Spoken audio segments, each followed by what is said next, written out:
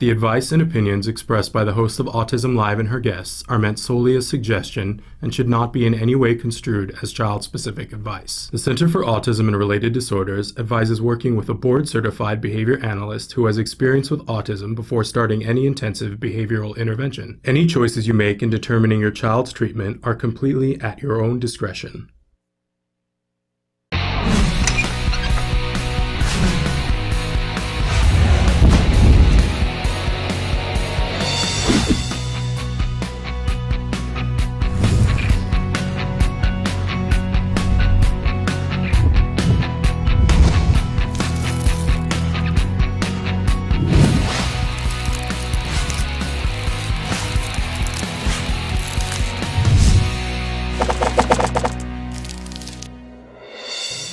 Good morning and welcome to Autism Live. I'm Shannon Penrod. We're webcasting to you live from the Center for Autism and Related Disorders headquarters in Tarzana, California. It's Monday. We're in the middle of June already. It's amazing to me. We're having a fun Monday here. You know how things are always you got to roll with the flow, right? So we just had a power shutdown for the entire building, but so we might be just a minute late to you. That's why. It's not your imagination. We had to power back up to start. But we're thrilled to be here, and we will be with you live for the next 3 hours talking about different topics on the autism spectrum. In particular, most especially, we talk about ABA, Applied Behavior Analysis, because this is what we know is scientifically proven to be effective in working with our children on the autism spectrum. And by the way, it's not just effective for some of our kids, right? It's effective for all of our kids, whether they're profoundly affected or just need a little bit of help and support. This is a set of tools that we can be using on a daily basis to help our kids reach their fullest potential.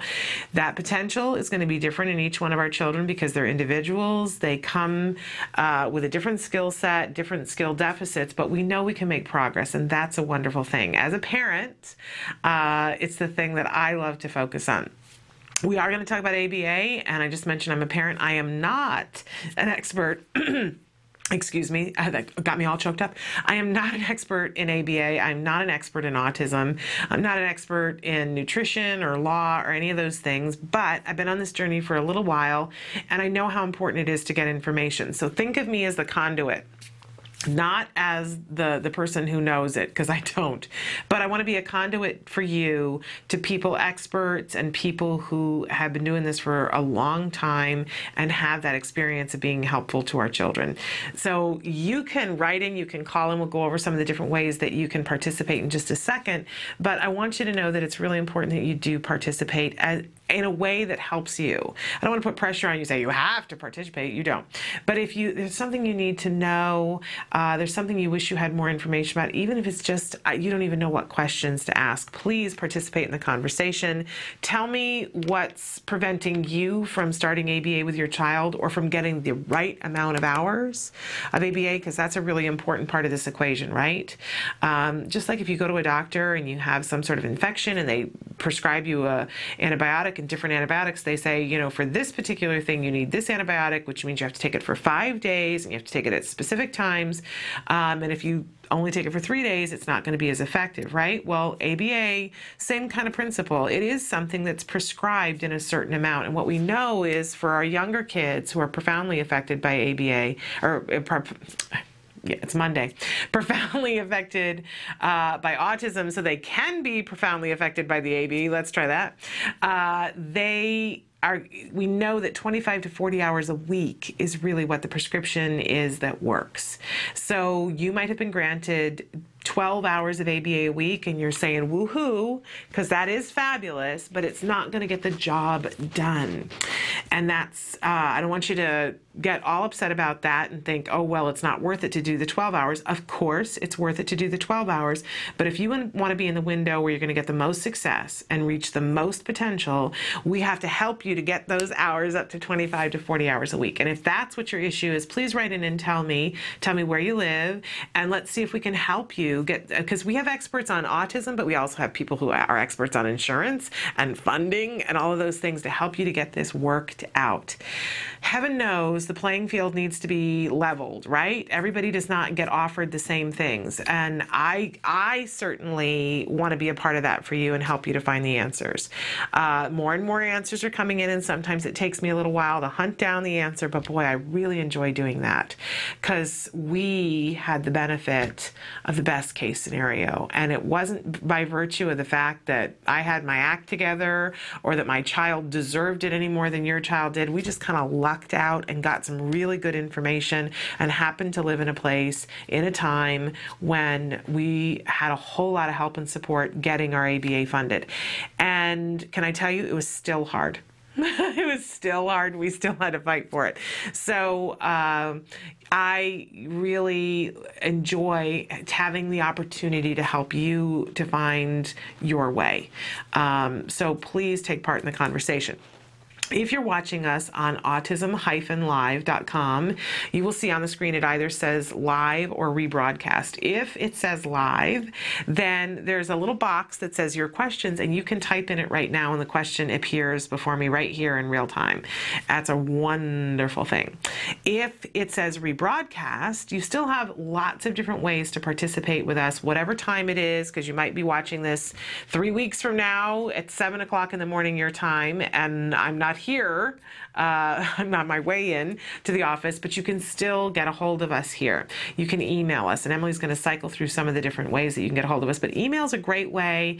You can send it anytime. We will get your email. We'll talk about it on the next live show, and then we'll also send you a typewritten response. And a lot of times it's not from me. It's from some expert that I forwarded on to, whether that's somebody who is an advocate or a lawyer or a BCBA, a board certified behavior analyst. You got to love that, right? And it's free. So how much better can that be, right? So email is one of the different ways. You can also phone us. We love it when you guys phone. You can, if we're here, you can be patched into the studio and we can talk in real time. If we're not here, you can leave a message and we'll get back to you as soon as we're back in the office. You can also Skype in with us. More and more of you have been participating with us in this way. If you have a camera on your computer and want your video upload to come to us, and we can have a picture side by side, you and I, we could be having a conversation. It's really fun wherever you are in the world. If you don't have camera capabilities, we can still do audio, and that's totally fine. We did that the other day with a wonderful dad, Sean Colton, who is raising money on Kickstarter for a book that's fabulous called Legends of the Boo Monster. I hope you'll find him on Kickstarter. And we did a wonderful audio-only Skype interview with him the other day, so you can do that too. If you have something that you want to talk about or a suggestion, a tip, or questions for an expert, you can always participate with us on Skype. You can also be talking to us on Facebook. We love that. You guys answer the question of the day there, and that's really fun. We'll be doing that a little bit later on today. And you can also tweet with us. I'm getting better at the Twitter thing, so feel free to tweet with us. So lots of different ways that you can get a hold of us there. I mentioned that there are different ways of watching us too. You could be watching us on autism-live.com, or you could be watching us on blip.tv, which is wonderful. You can pause, stop, rewind, search a topic, fast forward over things. Lots of different ways that you can watch that are really convenient on Blip TV. And you can also be doing those things on YouTube. We have our own YouTube channel, so you can see the plethora of things that we talk about here. It's really fun to participate in that way. And you can also download us. We're a free download on iTunes, which is a lovely, lovely thing. I know many more of you are participating in that way. And you can also watch us on Ustream. We do our live show here Monday through Friday, 9 to noon Pacific Standard Time. And as soon as the show finishes, we start to replay older episodes, and the show, the current day show, starts right after noon on Ustream. So if you've just missed it or you missed something, you can go and watch it on Ustream. That's another fun way to watch, and we thank them for allowing us that space on Ustream. And if there's a way that we are not streaming to you that you would really like, that would just make it so much more convenient for you, will you do me a favor and let us know? Because I gave up mind reading to be an autism mom, and I don't think anybody here knows how to read minds. So we need to know from you, and it can be very quick. Email off to us and say, hey, do you guys know about this? Because chances are, if we're not there, it's because we just don't know about it. So help us out and let us know. Okay, I did mention I'm a mom.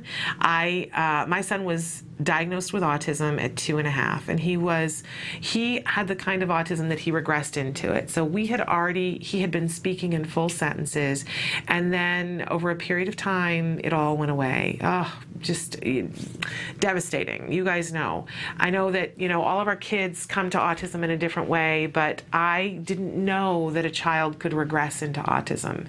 And so while I was panicking, I didn't panic enough to go and get the right kind of help and ask the right kinds of questions. I did finally go to our pediatrician and say, I think something is wrong because he's been speaking in sentences and now the sentences are going away. And unfortunately, that was a pediatrician who totally poo-pooed that and told me, oh, don't worry about it. He was talking in sentences. Right after his second birthday, he's going to suddenly be talking in paragraphs. And so I told myself I was overreacting, first-time mom, and that wasn't what happened. We got to the point where my son had lost virtually all of his language and functional communication skills. A very dark time, and we finally, at 2.5, got the diagnosis of autism. And it took me another 6 months to figure it out that what I needed was ABA. So all in all, more than a year was lost while I messed around with not following my gut and not finding the right people. And please don't kid yourself, that's a big reason why I'm here today, because if I can save your child a year, then it fixes something, because I can't get that back for my son. But if I can get it for your child, I'd like to have that happening, because I know what that feels like. So, and fortunately, there were parents who helped me so that I didn't waste 3 years or 5 years or 7 years. Now, if you're somebody who's sitting there and your child is significantly older and you're feeling that, I didn't know. We all need to forgive ourselves for what we don't know, right? But today's a new day. We can venture out and say, okay, well, I'm interested in knowing what's possible today. That's the best possible place to be in, right? So that's really what we're going to be about here today and every day, helping you to figure out what can you do today. How can you be the most efficient, most effective member of your child's team? Whether you're a teacher, a parent, or a practitioner, I know that's important to you because it's still important to me. And by the way, my son he just finished 3rd grade, completely included since kindergarten, because we had quality ABA therapy that we got at the Center for Autism and Related Disorders. And my child speaks a blue streak, and I didn't know that was going to happen, you guys. I really didn't. But he does, and he's a happy camper. He's growing up. As he informed me, like a year ago, but tells me on a daily basis, I am not a little boy. I am a big boy. He just turned 9.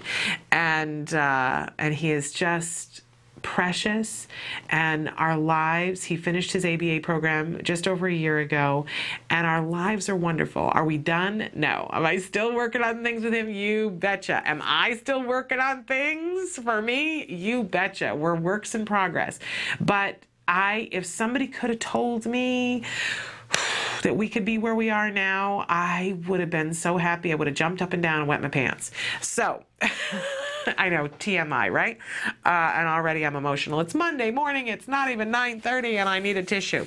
In any case, we like to start every morning with something we fondly refer to as the jargon of the day.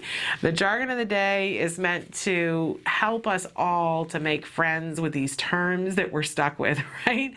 I thought somebody had told me 10 years ago that I was going to be using these things in regular conversation. I wouldn't even have known how to respond because I wouldn't have understood the words they were saying. But if we have a child somewhere on the spectrum, there are words that we need to know and understand. So when experts are talking, we can understand and that we can apply these things. This is all part of the tool belt, right? We need a new tool belt because this is the child that's shown up in our lives. And it's okay once we get the tools and understand them, but getting to that point is not easy, right? So we like to take things just like we do with our children, a little bit at a time, set ourselves up for success. If we're trying to learn a whole book and memorize a bunch of terms overnight, what's the likelihood? We're overwhelmed, we're underslept, overworked, right? And over-concerned for our kids. So one little word, one phrase, one anagram at a time, and then we give you the actual definitions so that you get to hear some of the other jargon terms, and so we can make fun of it, really. And then we give you a somewhat watered-down definition of the phrase so that we can start to understand. Eventually, it's true, the actual definition will start to make more sense to you, and that's when you know you've arrived. Okay, so our term today is model prompt. Prompting is something that we talk about a lot. Let's take a look at the actual definition for model prompt: physically demonstrating the desired target response. And our working definition is demonstrating the behavior that is expected of the child, providing a model of that desired response. They're almost like they're flipped this time, like the other one was easier to understand. Providing a model of the desired response that the child can imitate. So if I'm saying to the child, touch your nose, and I'm going to do a model prompt, I'm going to model the behavior for them. So I'm going to say, touch your nose, and I've done it for them. If I say, touch your back, I'm going to touch my back, right? And it's a really effective prompt to do for children because we talk about sometimes a full physical prompt. A physical prompt is when we actually take the child's hand, and if I was saying touch your nose, I would take the child's hand and guide their hand up to touch their nose. For some kids, that's just not a happy thing for them, that they prefer not to be touched and you're invading their space. For other kids, sometimes you have to motor them through it to show them, but a model prompt is less intrusive than a full physical prompt, right? So I'm showing them. It also helps with building imitation skills, right? So it's really, really useful. And sometimes, you know, with everything that when we're prompting, we do a prompt to help the child to succeed, because whatever we're teaching the child, we want them to be able to do it, because as soon as they're able to do it, we're going to pile on the reinforcement, and we know that that's key. Once we get to the point where we can reinforce, then the child's going to be much more likely to do it again, because they go, wow, when I do this thing, they all shower me with all the things that I want. So with all prompts, we might start with a full prompt and then gradually fade it out. So for a model prompt, let's say that the prompt is, you know, touch your back, and we do it the full thing, right? After the child starts to get that, we might say touch your back and start to, and maybe don't actually touch ourselves, but make a little bit of the motion, and then we just start to, it's like priming the pump so that the child goes, oh, right, it's that thing, the back is back there. And we don't necessarily have to be doing the whole time until it gets to the point where we just say, touch your back, and the child does it completely independently on their own. But while we're prompting, we still want to be reinforcing. When they do it, if we model prompt and they do, yes, that's good. But we say huge reinforcement for when they do it on their own. So modeling things, really, really important, and really important that we do that throughout our child's life, right? I don't know what it was that we were talking about over the weekend that I had a friend visiting, and I said, oh, you know, there's something that I really want to get my child to do, but I got to do it myself too. I got to model the behavior, right?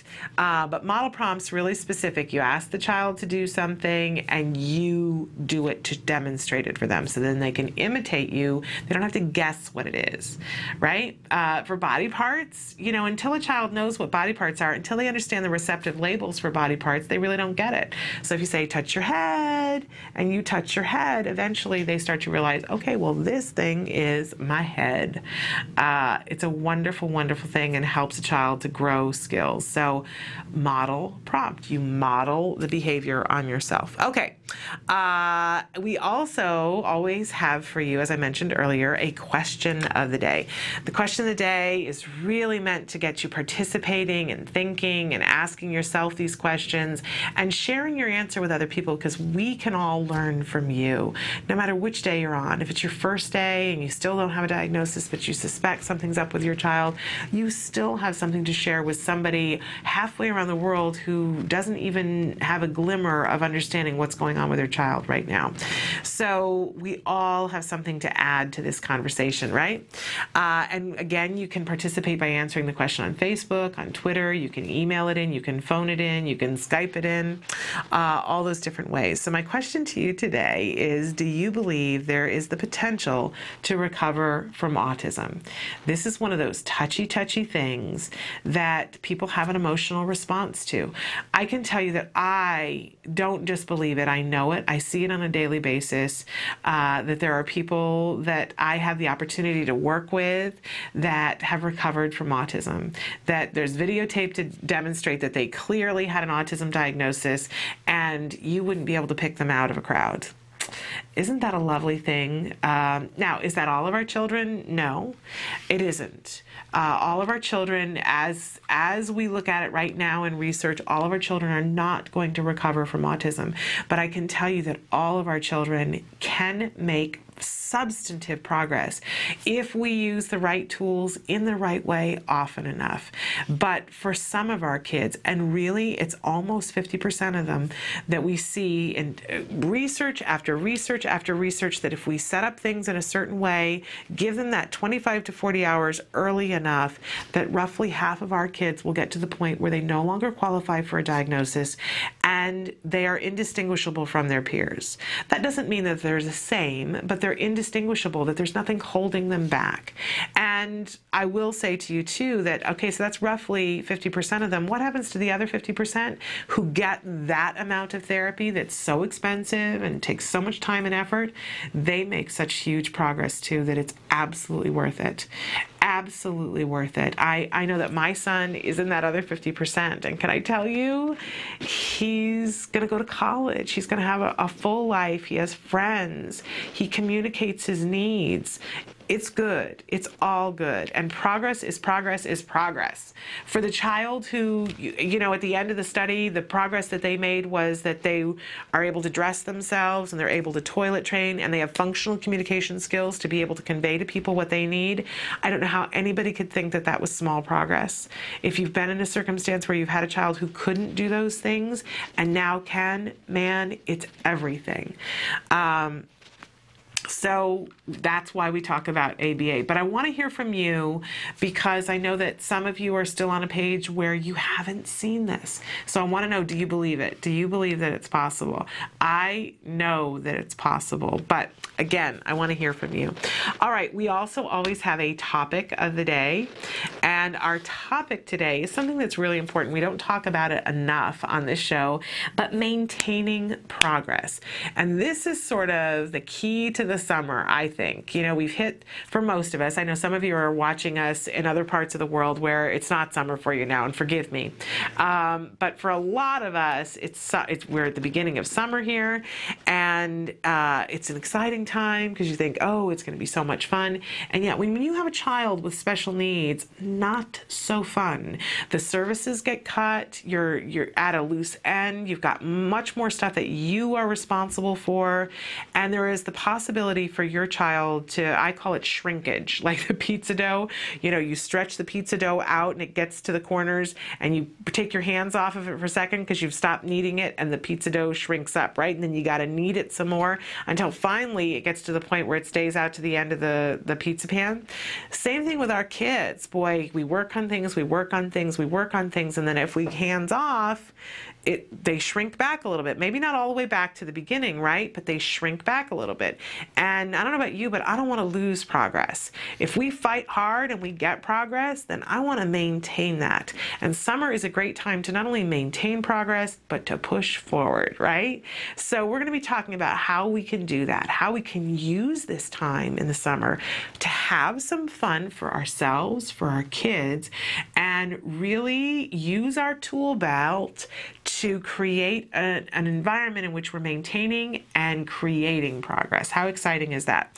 So that's really what we're going to be talking about today and in the coming weeks, because we're not going to let this summer go, right? We're going to set some goals. We're going to get in there. We're going to work on some things and be in a better place than where we started today. I could get excited about that. How about you?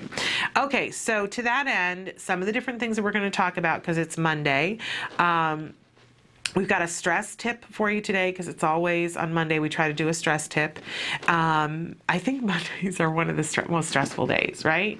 Because we're coming back after a weekend and everything's been wonky. Whether you have a traditional weekend or not, the schedule gets upset because a lot of the world is on a traditional weekend.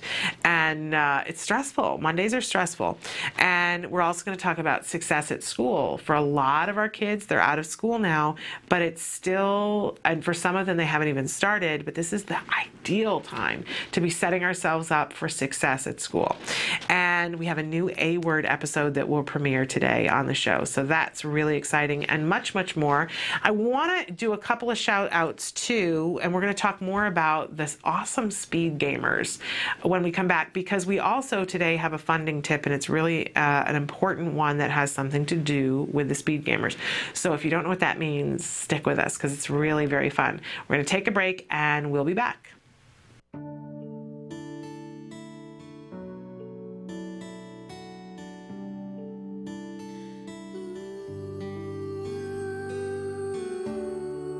I am grateful for Autism Speaks because they allow families like me to have hope. They're working towards having these children live better lives. There's a space for you. Yeah, there's a world for you, and there's a community that is behind you. And one that has really been able to be the singular voice for people who are involved with and who care about autism. I do have autism, but I don't let that become a disability for me. Autism Speaks is going to continue to help those who need it, and just look at all the stuff they've done so far and you will be impressed. 3, 2, 1.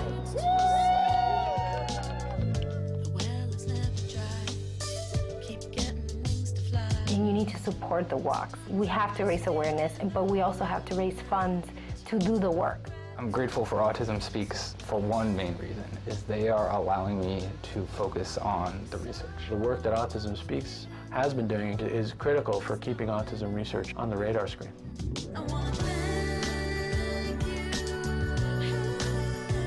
We proclaimed 2 April as the World Autism Awareness Day. I'm very proud of the UN and thankful Autism Speaks.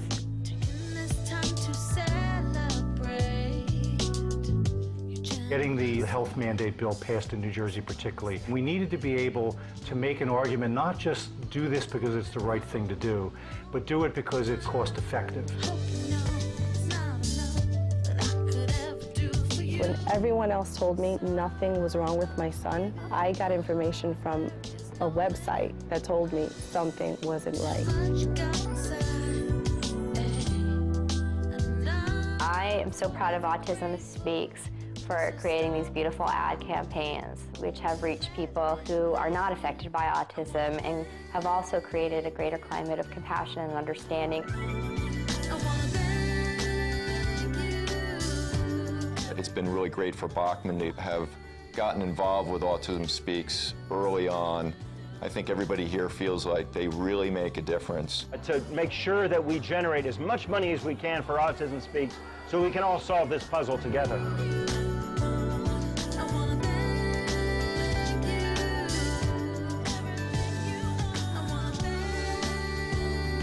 There's no way we could have come this far without our families, without our supporters to date, but there's so much farther we have to go. And everybody's invited to join this cause. We need all the help we can get to make the difference we know we can make.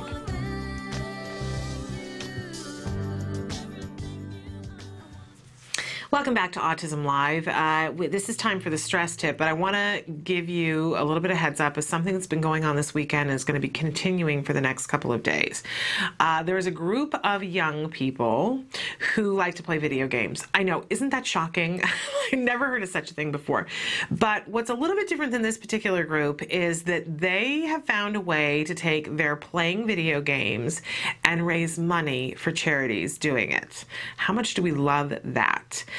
They're called the Speed Gamers, and right now in Texas, even as we speak, they have a marathon Pokemon game going that started at 6 o'clock, I think, Texas time on Friday, and continues through, I think it's through Thursday that it continues through. And as I said, they're called the Speed Gamers, and Emily is showing you the site right now. This is www.thespeedgamers.com. And you can see that there are a whole bunch of different screens there, and there are a bunch of guys who are sitting there and they're playing Pokemon and they're capturing, I don't know Pokemon, so forgive me, but they're capturing characters. And you can see that they've caught a total of 207, but look at the donation amount. They have set themselves the goal of making, I believe it's $50,000, and they have the donation amount is at $25,532. Emily's showing it to you there with her mouse. And if you see there, it says the Pokemon Marathon is for Act Today right now. Act Today is Autism Care and Treatment Today. This is an organization that we talk to you guys about a lot because we know, I know, you know that funding this journey is one of the toughest, most stressful things that there is. I mean, you know, there's the stress that comes with your child has this diagnosis and figuring it out and accepting it and all of those things. And then you have to figure out how to fund this. And that can take the wind out of anybody's sails. Well, Act Today is an organization. There's by no means the only one, but I'll tell you what I love about Act Today. They give grants to families for the things that the families request. So if a family says, hey, we need some help, we need a trampoline, this is what they have said is going to help our child sensory-wise, then they give a grant for a trampoline. If they say, hey, what we really need help with is assessments. We need to get our child assessed. We haven't even been able to do that. In order to get the funding, you know, from this organization, we need the assessment. Whether it's equipment or it's ABA therapy or it's fencing, you know, whatever it is that a family requests, that's what Act Today grants. So really quite amazing. But of course, in this economy, Act Today has to have donations and people who are sponsors and things like that. Well, the Speed Gamers are raising their money for Act Today. We're about to enter a grant phase at Act Today where you can write in and ask for a grant, but if there's no money, then those grants won't be able to be filled.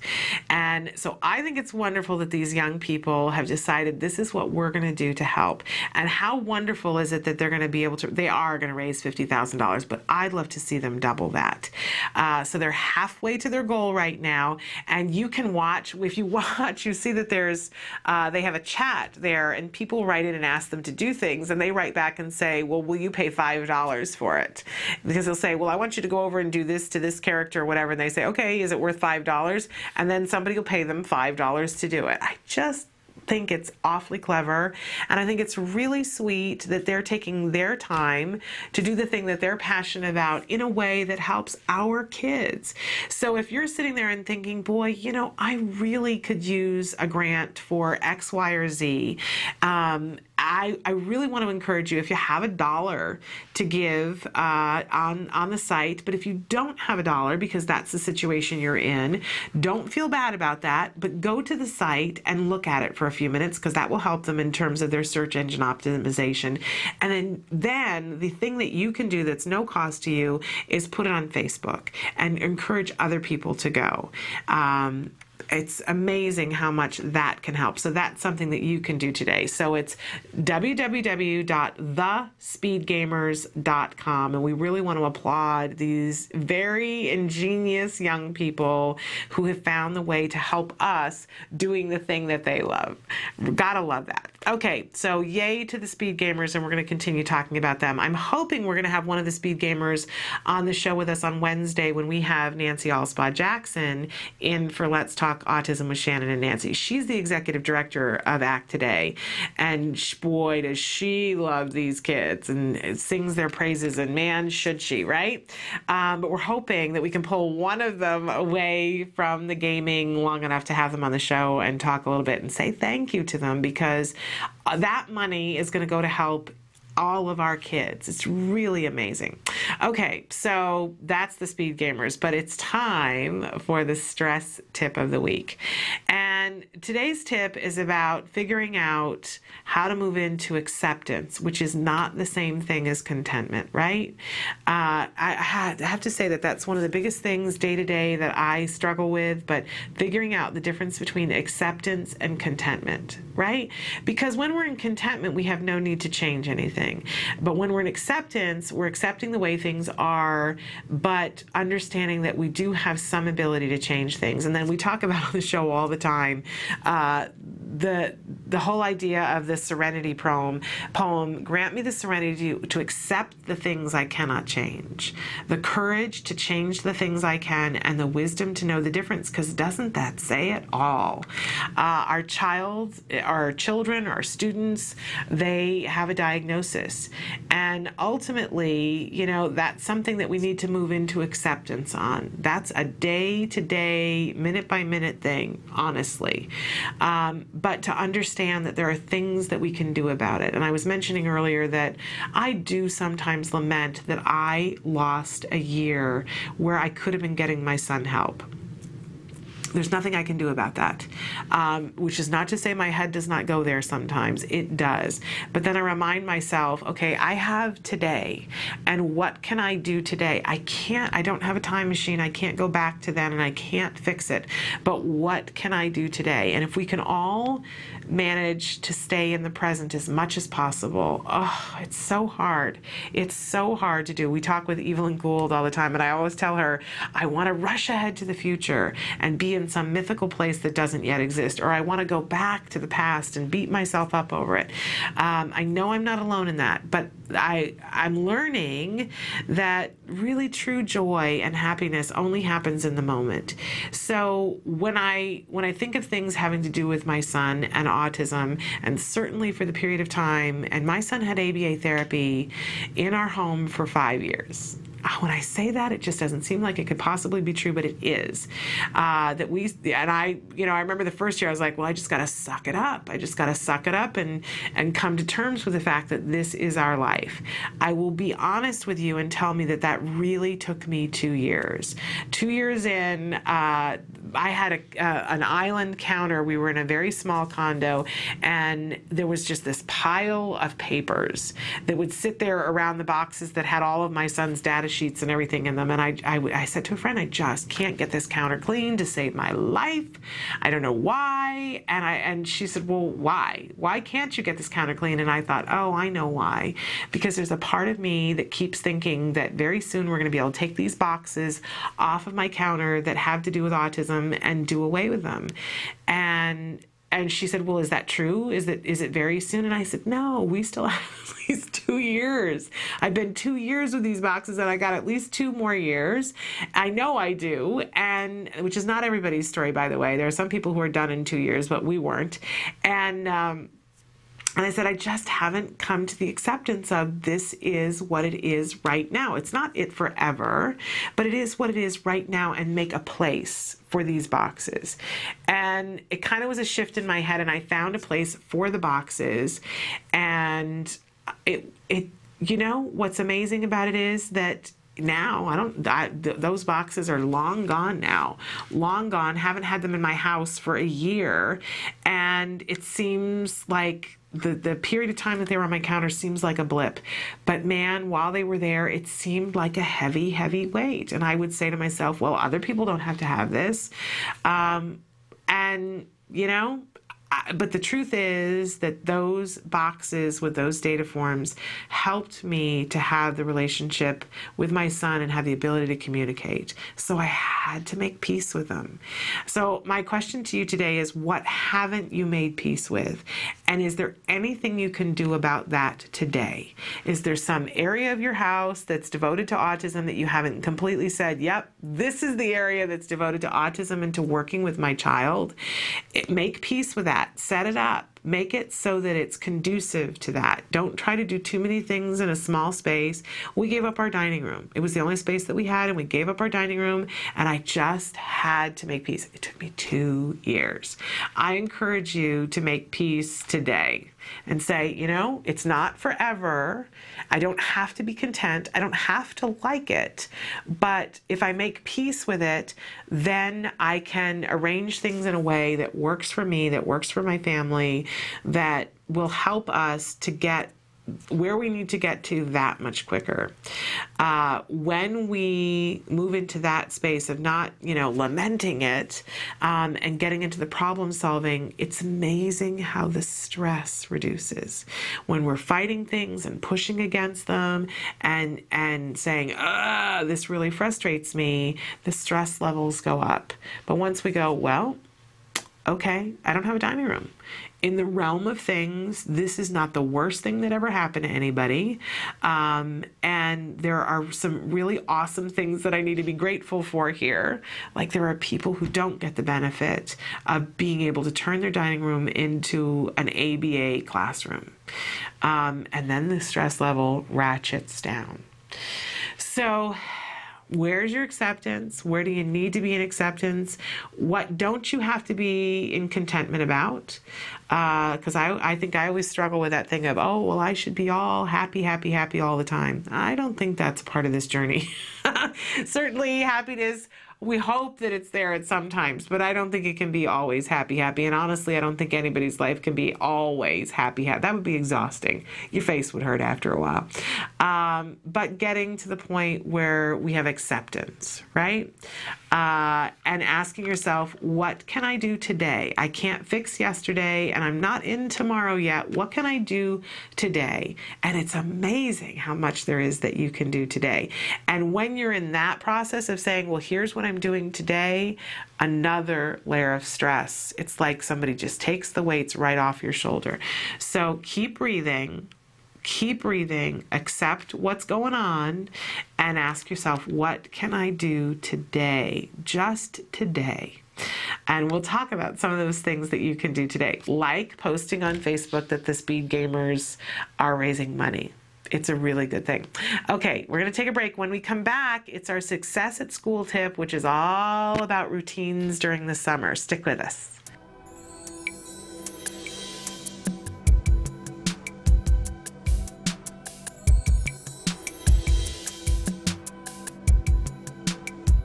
Hi, I'm Monique Erickson. I'm a senior supervisor here at CARD in the training department. Playdates are so hard with kids on the spectrum. What kinds of things would you recommend to get a really good playdate? So you want to prepare, just trying to find things that, one, your child's going to be successful with, and two, things that they'll both enjoy. You want to look for things that they have to do together. You don't want necessarily this play date to be, a period of time where there's isolated play happening. It kind of defeats the purpose of that. You can do isolated play alone in your sessions. You're looking for some interactive play during this play date or some generalization of the skills that your kid has been working on. Do you have any suggestions for requesting a play date? Like who we should ask? What type of child?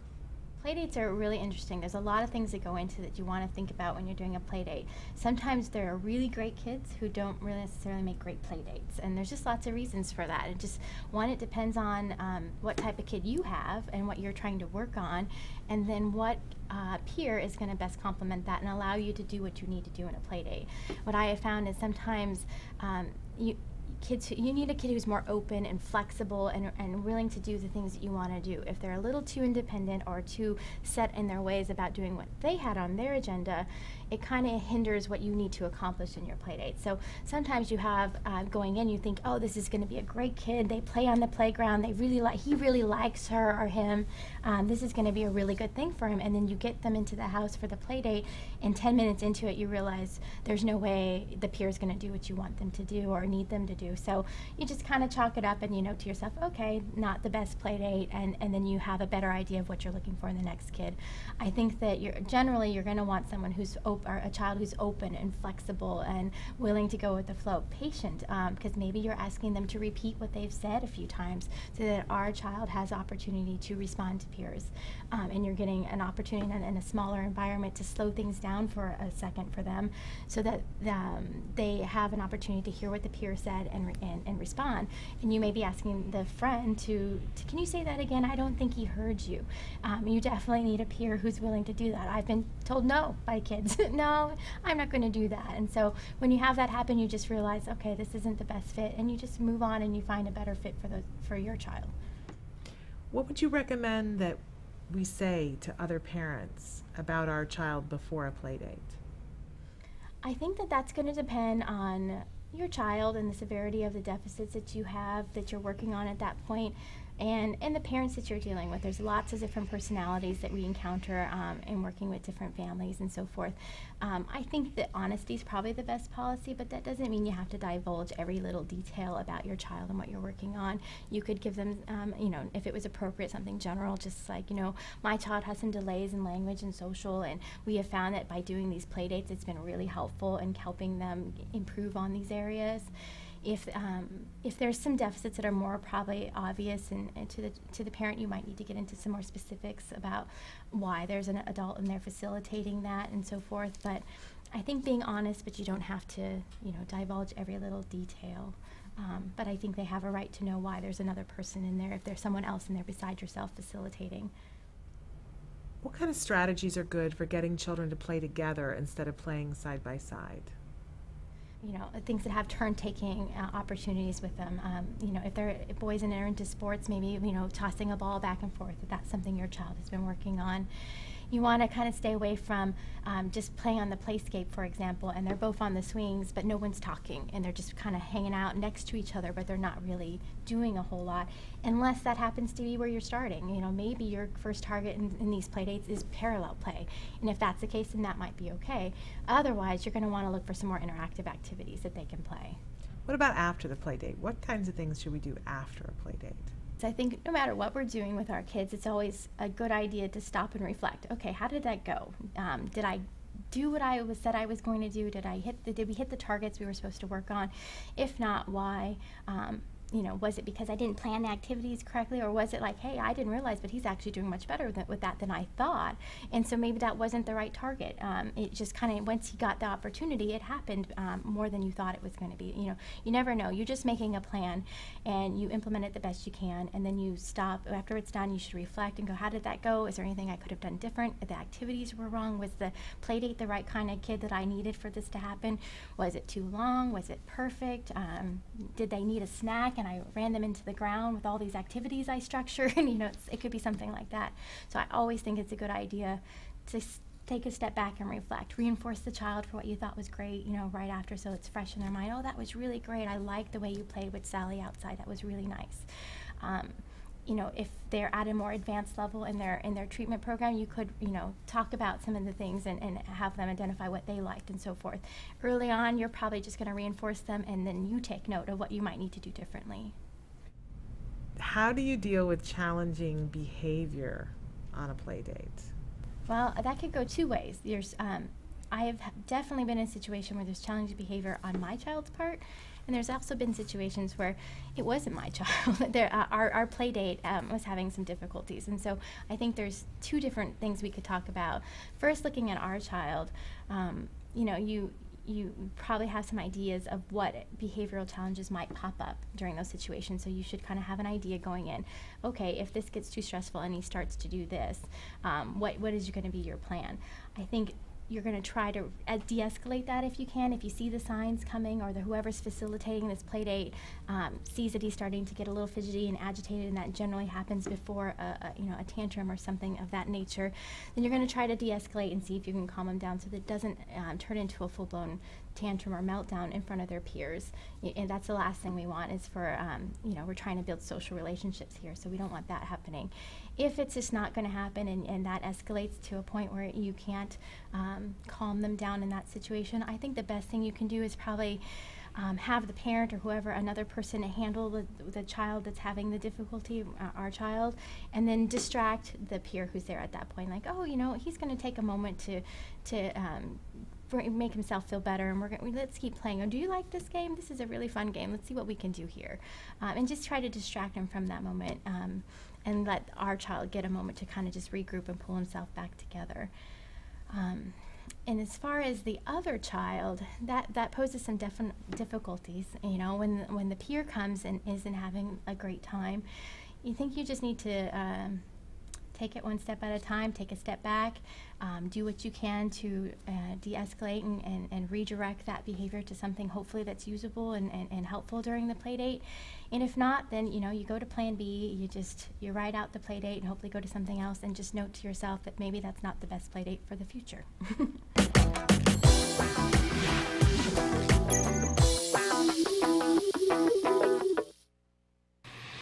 Welcome back to Autism Live. I'm Shannon Penrod. We're webcasting to you live from the Center for Autism and Related Disorders headquarters in Tarzana, California. And it's time for our Success at School tip. And one of the things we've been talking about, we're going to be talking about a lot, is the fact that it's summer. And, I was listening to the radio yesterday, and we're talking about all the books that people were going to do for their summer reading, and how summer's supposed to be this great time of relaxation. And except that it doesn't always translate that way, right? Especially when you have a child on the spectrum. Not necessarily all that relaxing. But I was saying at the top of the show how important it is to take this summertime and to find some fun. We've got to find some fun. We're going to be talking later on about NET tips, natural environment training tips to be doing during the summer to really help our children to grow and learn and develop skills and maintain progress, because that's our topic for the day, right? It's our topic for our lives, maintaining progress. But we also want to be using this time, on top of that, to prepare them for school in the fall. Now, depending on how old your child is, this means a lot of different things, doesn't it? Because your child might be 2, and you might think to yourself, well, I really don't need to be focusing on that. And yet you do, because there are things that a 2-year-old, typically developing 2-year-old, learns that helps to set them up for success in preschool and in kindergarten. So there are always things that we can be working on to help with success at school. If you have a child who's about to go to kindergarten for the first time, it's a really exciting, stressful time, right? Getting them ready for kindergarten. And there's a different set of things that you want to work on. If you have a child who is in somewhere early, my son's going to be ready to go into 4th grade. But each year there are progression things, more responsibilities that they have, more things that they have to keep track of, and the day is structured in a different way, right? And then if you have a child who's getting ready for junior high school, or they're switching schools, there's considerations to be made. Well, instead of waiting until the week before school, why not start now as school is ending, or if school has just ended, and say, here's what we're going to do over the summer. And you don't have to tell them that it's getting them ready for school, but it still does get them ready for school. If your child is going to be leaving the home to go to school for the first time, now is a great time to go at least start to look at backpacks. And you don't necessarily need to buy one, because it's another 3 weeks before they'll start to go on sale, right? You want to save yourself money. But by the way, get ready. I'll make sure that I let you guys know, because the sales come at the beginning of July, and school supplies are just crazy inexpensive to get you in the stores, where you can buy pencil sharpeners for a penny. And it's a great time to stock up, not just for your child going to school, but they make great presents for other kids in school, or parting gifts for birthday parties, or things to give a teacher and say, you know, here's 20 pencil sharpeners for the classroom, my donation, and it costs you, yes, 20 cents. And it makes everybody happy, happy, happy. I love to shop the back to school sales. But in any case, you know, getting the backpack a full month before you go to school and making it really fun for the child to put things in the backpack. Before my son went to kindergarten and had his little snack in the backpack, we packed it in the backpack and we took, you know, adventures on a daily basis, and we would go to the park and say, it's time for our snack, and do that over and over and over again, so that by the time he went to kindergarten, that was no big deal. This is my backpack, this is my snack. It wasn't like, oh, there's all these strange, because heaven help us, there are enough strange things to deal with at that point on that day, right? So taking all the things that you can control and making them easy for your child beforehand. So, but the biggest tip today is to talk about the summer schedule. Oh, I know, and I'm even unpopular with myself talking about this, because my son just finished school on Wednesday, and we just had all these relatives visit, and I had friends for the weekend, and so the schedule went out the window. It happens, right? And so I think that my child got into bed last night at around 10 after 11. Hall of Fame bad parenting, right? But I kind of got to get it back under control this week, and I have to be really mindful, because our experts tell us that the sleep ritual, when we allow it to get bunged up badly, and, you know, a couple of days, it's going to throw things off for a couple of weeks, right? But it's not going to take forever, but it will probably throw things off for a couple of weeks. And that usually, if we want to back a child's bedtime up, we need to do it in about 5-minute increments per night. So if you think about it and think, okay, well, I really want my child in bed at 8:30, and my child's been staying up until 11 on a regular basis, then, you know, tomorrow night I need to put him to bed at 10:55, and then I need to get him at 10:50. And so do the math on how long it's going to be before, you know, it's going to be the winter holidays before we get them back on track. So better to make a plan and say, okay, you know, maybe one night a week we're going to allow the child to stay up this much later, but the rest of the time we're still going to maintain a summer schedule, and that you do it mindfully, that you think to yourself, okay, well, you know, the sun sets so much later, it's hard to get a child in bed at 8:30 right now, so maybe you push the bedtime to 9:15, knowing that you make it 9:15, and then every night you push it back, whether it's 5 minutes or 4 minutes or whatever, so that by the time we arrive to going back to school in a couple of months, it's not this huge battle of, oh no, my child has been staying up really late. I know it's hard, but the truth of the matter is that then if we can get our kids to bed at an earlier time during the summer, and we can by setting ourselves up for success, then you have more time for yourself during the summer. Maybe that's the time that we can all find a little bit of time to read a book, or to do some extra work, or to spend time with a significant other, so that we're enjoying our summer too. And I think we all find that when our kids are well rested, they are happier beings, right? Just like we are. And I mentioned before that we can get them to the point where they want to go to sleep at an earlier hour by wearing them out. This is a time to get them out into the sunshine and get them moving around and running around and burning off all that excess energy. And then, and especially, you guys wrote in and overwhelmingly told me that your child, all of your children tend to be very water reinforced. So whether it's that you know, get a hose or get a sprinkler or sign up for the local community pool, whatever it is, but find a way, because being outside in the sunshine and water activities tend to make somebody more tired at night and more relaxed. It helps with their stress as well. So wear them out, and then get them to bed early, so that you're maintaining some sort of a mindful summer schedule that you're paring back. And, you know, the days will start to get shorter. So if you're going to bed at 9:15 and you're shaving 5 minutes off a day, you will be at bedtime for school, and your kids probably won't even notice that you've pared the time back. Okay, keep the bedtime ritual as close to the same too. And then your child will be ready on that first day of school and not sitting there yawning. I'm working on it this year too. All right, it's time for our new episode of the A Word. I love this series. I just do. And I got to meet the family live and up close and in person on Friday, and they're just so sweet and darling. What wonderful, brave people that they've allowed us to come into our home to see, and they're being honest and saying that, you know, this is hard. It really is hard. And I know that many of you watch and you don't have the benefit of having the level of ABA therapy that they're having. But I want you to know that I'm here to work with you to get that. But when it does come, you need to understand it's not going to be easy, right? And I love being able to watch the progress that this child is making, and also watching the family finding their way, really shouldering into it, accepting, well, you know, we saw the dad last week say, well, you know, I got to do this, I got to go to OT, this isn't what I had planned for my life, but it is my life. Moving into that acceptance and saying, well, I guess if this is how it's got to be, this is how it's going to be, but it's not forever. When you make this kind of an investment and put the time in, you get to the point, I'm living proof, you get to the point where it isn't, I don't have to go to OT anymore. It's really kind of amazing.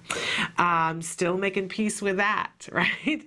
But anyway, let's take a look and see what Jack Riley is up to this week. Here is the A Word.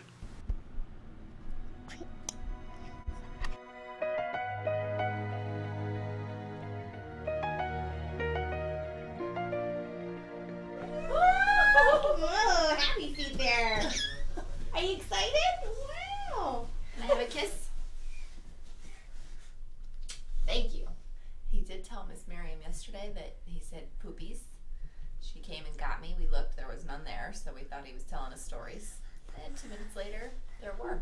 Oh. Wow. You did it, didn't you? That's exciting. She's Away's a new therapist and is having an overlap with Jessica. She will be doing fieldwork training until she is ready to independently work with a child. In order for She's Away to work independently, she must first pass a theory-based test, which is her knowledge of autism, and then second, she must pass a field evaluation, which is an overlap where she applies what she has learned. If I want to do actions, then it looks like we're just doing maintenance right now. Do the ones that he already has mastered. And that's in a separate bag, okay. Yeah. And then you would just be asking, what is the little boy doing? The boy is playing. Okay. It should be his answer. Okay. Jack Riley, my name is She's Away. Say hi, She's Away. Hi, She's Away. Oh, very good. Give me a high five. Yeah. Okay, so Jack, what would you like to do after we do a program? Would you like bubbles? Puzzle. Oh, puzzle? Okay, we can do puzzle. Since we're using the puzzle as a reinforcer, don't give it to him yet right. until you do the program. Because now he's like, well, I already got the puzzle, yeah, so why should I? Why should it work? What is the boy doing? He's singing. Yeah! Oh, good! One sticker. What is this man doing? What's it do? Yeah! What is she doing? He's kicking. Yeah! Hey, good job. What is he doing? He's right there for safety. Yeah, that was great.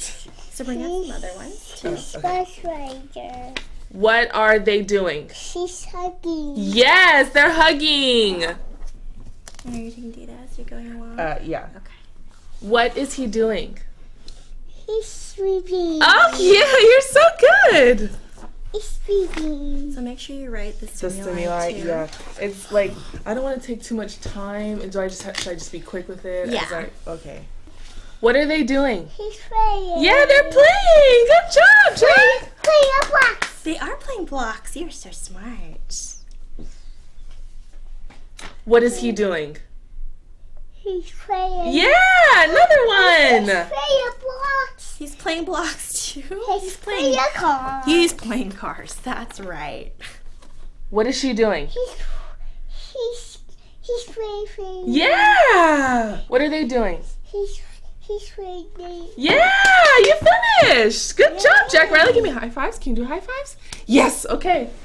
You ready to play with your puzzle? Okay, here. Where's the cow? Where's the cow? Oh, good job. What does he say? What does the cow say? What is he? Moo! Hi, monkey. You want a pillow sandwich? Okay, go get me the pillows. Will you show Shiza how we do your pillow sandwich? I want to see this pillow sandwich. Okay, ready? One. Hold on. Can you let go? Hold on. 1, 2, 3. Ah! Squash! Pillow sandwich. It's a pillow sandwich. And here we get there's a lot of opportunities for him to ask for things. Like if he wants more of jumping, more of pillow sandwiches. It's called man training. Oh. So what we're doing is we're giving him frames because he knows that I want and give me, but we're trying to teach him a new frame, which is can I have something. So how we prompt him is something that he really, really wants, like, pillow sandwiches or having you pick him up or something. Okay. And I've been prompting him with a partial verbal with just the cup, and he knows to say, can I? So, we could track that later, but this is just one of the opportunities that you can use to to do that program. Do you want more? And you say, can I? Yes, you can have pillow sandwich. Come here. Crash! Yeah! Ask her, say, Ken. Okay, come here, let me see you.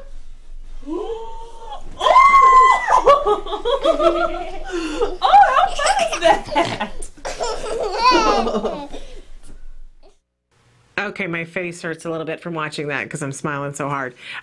Love, love, love this because what a great example of showing you an overlap, which is something that we have set to talk about, I think, later on in the week. Let's back up just a little bit. You know that when you're starting ABA, you need a team, right? I hope that you guys know that it's not something you can do 100% by yourself. And there's a really good reason for that because you want your child to generalize. We know that that's a part of ABA that's got to be in place from the beginning. That you teach something to a child and you need for them to make that leap of learning that you've taught it in a specific way, but they have to make the leap to being able to understand it in lots of different ways. And we want for the child to get to that. That's like the key that we're always looking for, generalization. So, for instance, that they've been teaching Jack Riley at this point in an expandable lesson that they're showing him a picture of actions that people are doing and he's supposed to label the actions. Oh, well, they say, what is the man doing? He's sleeping. Yay! Because that's right. Well, we're not going to be able to show him every instance of anybody ever sleeping, but we're trying to make a connection for him that this picture is somebody sleeping, but we're not going to show the same picture over and over and over again because we want him to see that it's not just this picture. We want him to see that when somebody is lying on a bed with their eyes closed, that a reasonable assumption is that they might be sleeping. And at some point, he is going to be someplace and see a cat sleeping and he's going to identify all on his own the cat is sleeping because he'll have generalized understanding what sleeping is. It's a really interesting, it was a way that I never thought of acquiring language and understanding, but it's really quite amazing. And we want to do that with everything that we do.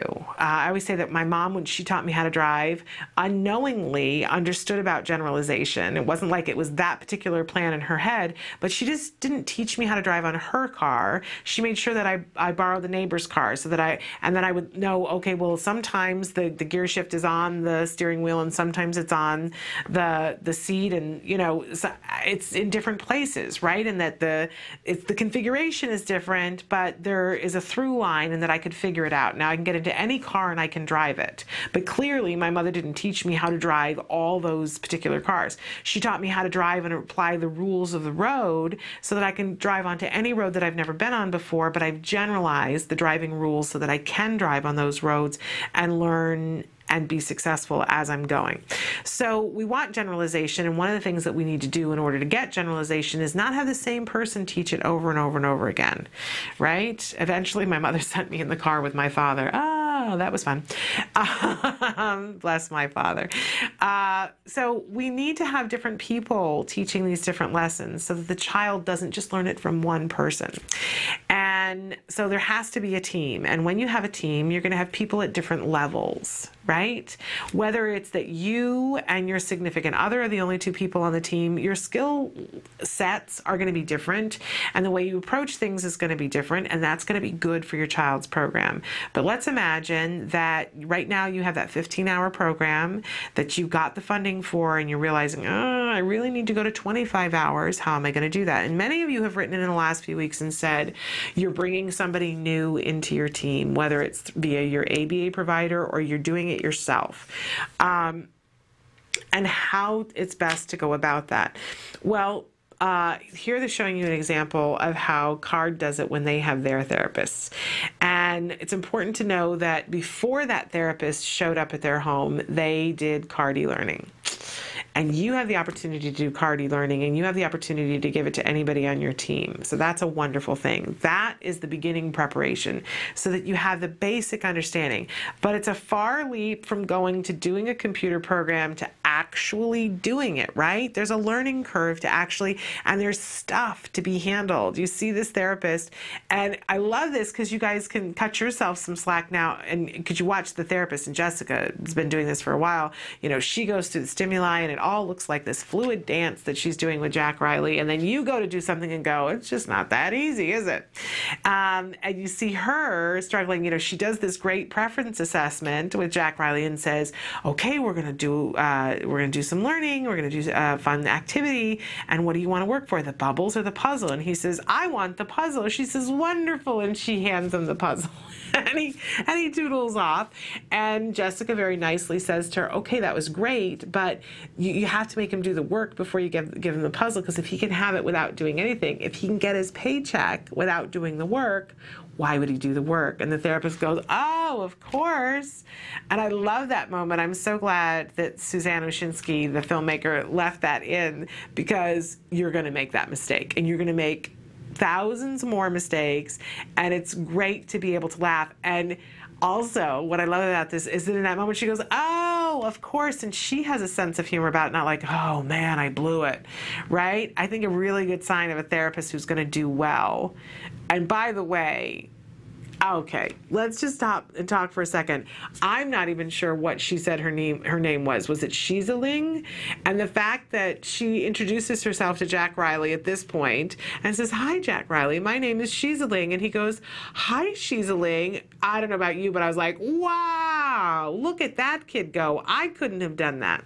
And this certainly would not have been the case for this little boy if she had come 4 months earlier, right? So how much progress is that? That was amazing. And he's got a lot of change going on in his life right now, where he's got a new baby sister who in this episode has just come from the hospital, and he's got a new therapist coming. And you might think to yourself, oh, well, our kids have so much trouble with change and things. But that's one of the reasons why it's good that our therapists change from time to time. Yes, there's a certain amount of training and breaking somebody in, but that's good for our children. That's good for generalization. It's good for their flexibility. It helps them to realize that these things are true across the board, not just with one person.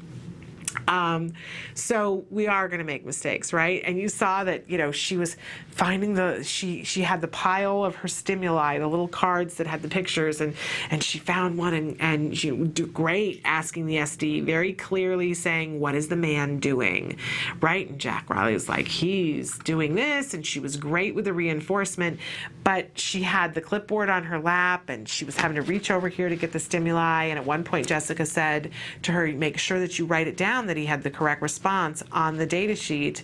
And she's like, yeah, but I don't want there to be much time, because one of the things we learn in CARD e-learning is that we need to be able to present these things kind of rapid fire, that we're not making because if we pause and let the child pause, the child is not going to live in a void and wait for us and hang on our everything to wait to see what we pull up from underneath the table. They're going to start to get into something, and now we have to get the child back to the table, right? But it is one of those things that the more we do it, just like the more opportunities we give our children, the more fluid we become, so that I'm sure that we're going to see that in the coming weeks, she's going to be able to have her stimuli already and just go, boom, boom, boom, and be writing boom. It really gets to the point where it's a dance that's very quick. As parents, I think we tend to go, well, forget the data sheet.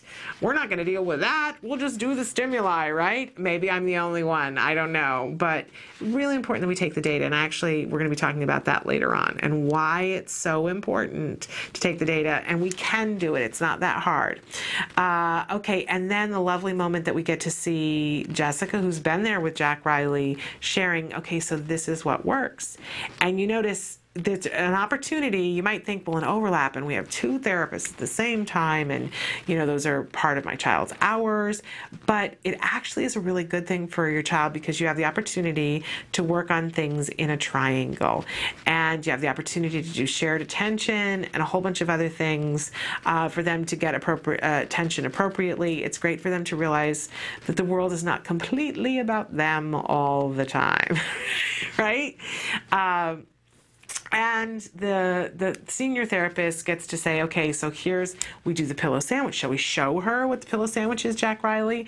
He's having a ball. He's got two women who are paying total attention to him, except for when they're talking to each other. And he's learning then it's not always about him. And I love to see, the difference. Jessica's been playing the pillow sandwich with him for a while. And so she knows the level of roughness that she can be with him and how much he enjoys it, right? Whereas the newer therapist is a little more tentative with it. He's still loving it, right? But she's going to get more comfortable over time. By the way, for some of our kids, that squeezing them, we have to be careful that it's just for a second because we don't want to make, cover mouths or anything and have the child not be able to breathe. But my son used to love it. The therapist would come in and pull couch cushions off and wrap him up in the couch cushions and squeeze him. And man, he loved it. There's just something about that pressure that helps them to be able to focus. It's a sensory release for some of them, not for all of them. But you see this little boy loves it, which is a wonderful thing. So we'll be excited to watch this clip all this week. But by the way, go back and watch from the beginning. They have their own channel on YouTube, and it's just lovely and luscious to see the progress that this little boy is making and to see how the family is not only surviving but thriving. It's a wonderful thing. There's the YouTube channel on the screen in front of you, and I encourage you, do it as a favor to yourself to watch. You will get so much out of this in terms of therapy and ideas of what to do with your child, but you'll also see how much of this you can let go of the expectation that you're going to be perfect or that it's going to go perfect or that you're going to be nothing but happy, joyous, and la while you're going through it, right? It's a hard thing. And they're showing us in a really wonderful way that it's hard, but that you can get through it and that it's worth it. And I think that's what's most important to me. Okay, we're going to take a break. And when we come back, we're going to talk a little bit about the response to the viewer question of the day, which has been very interesting. So stick with us.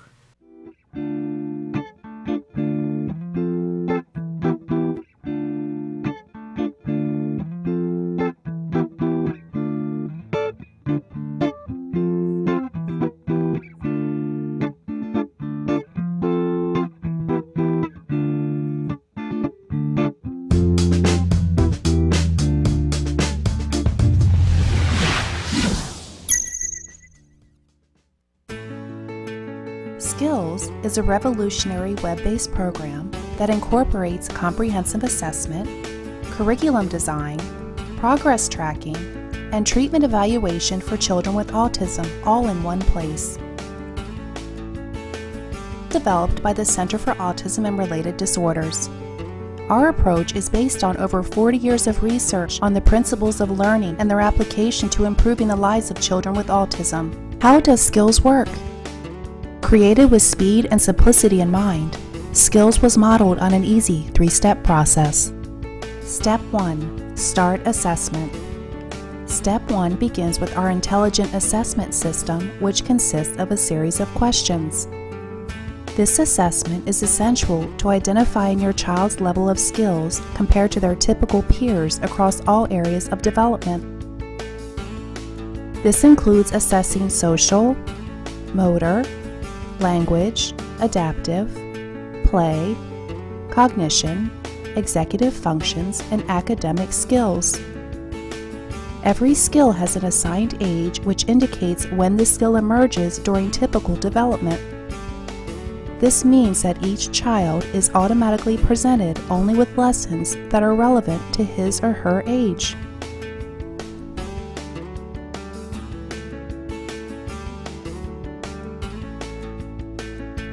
Step 2.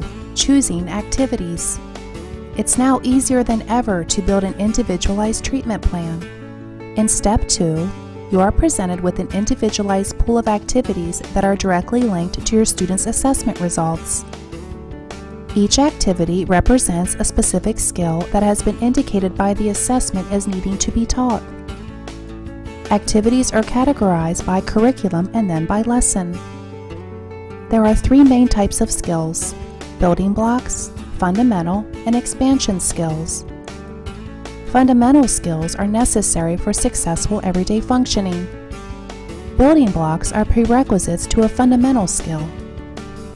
Expansion skills are non-essential skills, but may provide further enrichment in certain areas. After reviewing the activities available to you, you can quickly add your chosen activities to the treatment plan by simply checking the box and clicking the button. Step 3. Start treatment.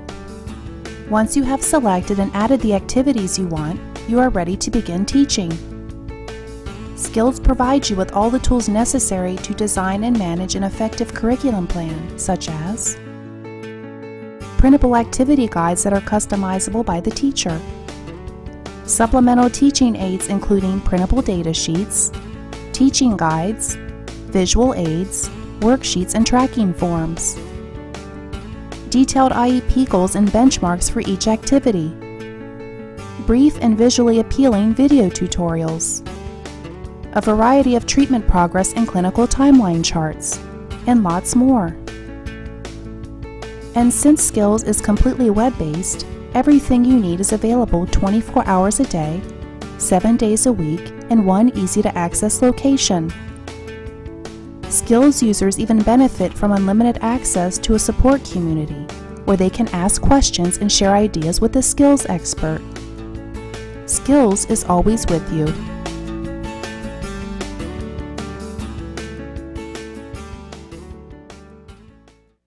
Welcome back to Autism Live. It's time for the viewer response to our question of the day. And I'm laughing because I don't know what else to do. Let's be honest about that. That our question today was, do you believe that there is the potential to recover from autism? And I asked the question because I know that a lot of you out there don't know about recovery from autism. And it's one of the things in life that I want to change. That you can't be responsible for information you don't have, right? And so I think it's worthwhile for those of us who've been able to see it to talk about it frequently. And I want you to know that when I say that recovery from autism is possible, I'm telling you that from 2 different places in my life. One, from looking at research, and the research is there. And if you are interested in being able to look at the research yourself, we did a show not too long ago with Dr. Jonathan Tarbox where we talked about all of the different research. And if you're going to a school and you're going through the IEP process and you want to be able to say to the school why ABA is effective, there are hundreds of studies that demonstrate that children getting the proper amount reach a point where they no longer qualify for their autism diagnosis. And that's one of the things that we're talking about with recovery.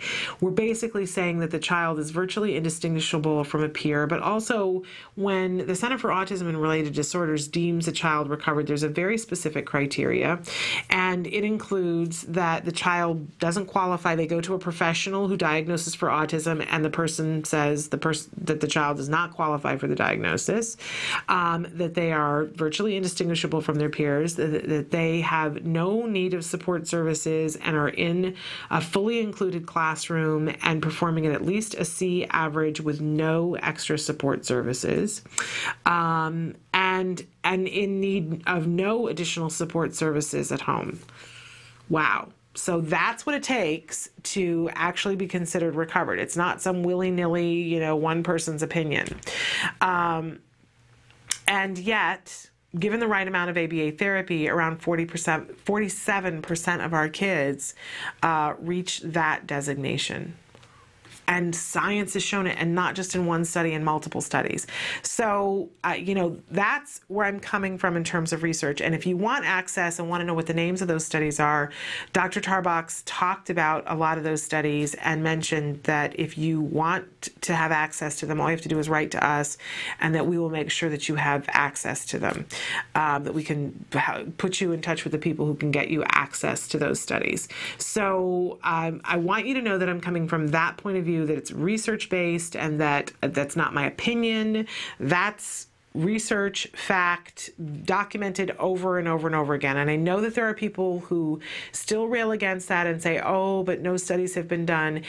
And they exist. You can get copies of them. I don't know what else to say, but the studies are there, and people who are saying they aren't are either uninformed or trying to make sure that you don't get the right amount of services because they don't want to pay for it.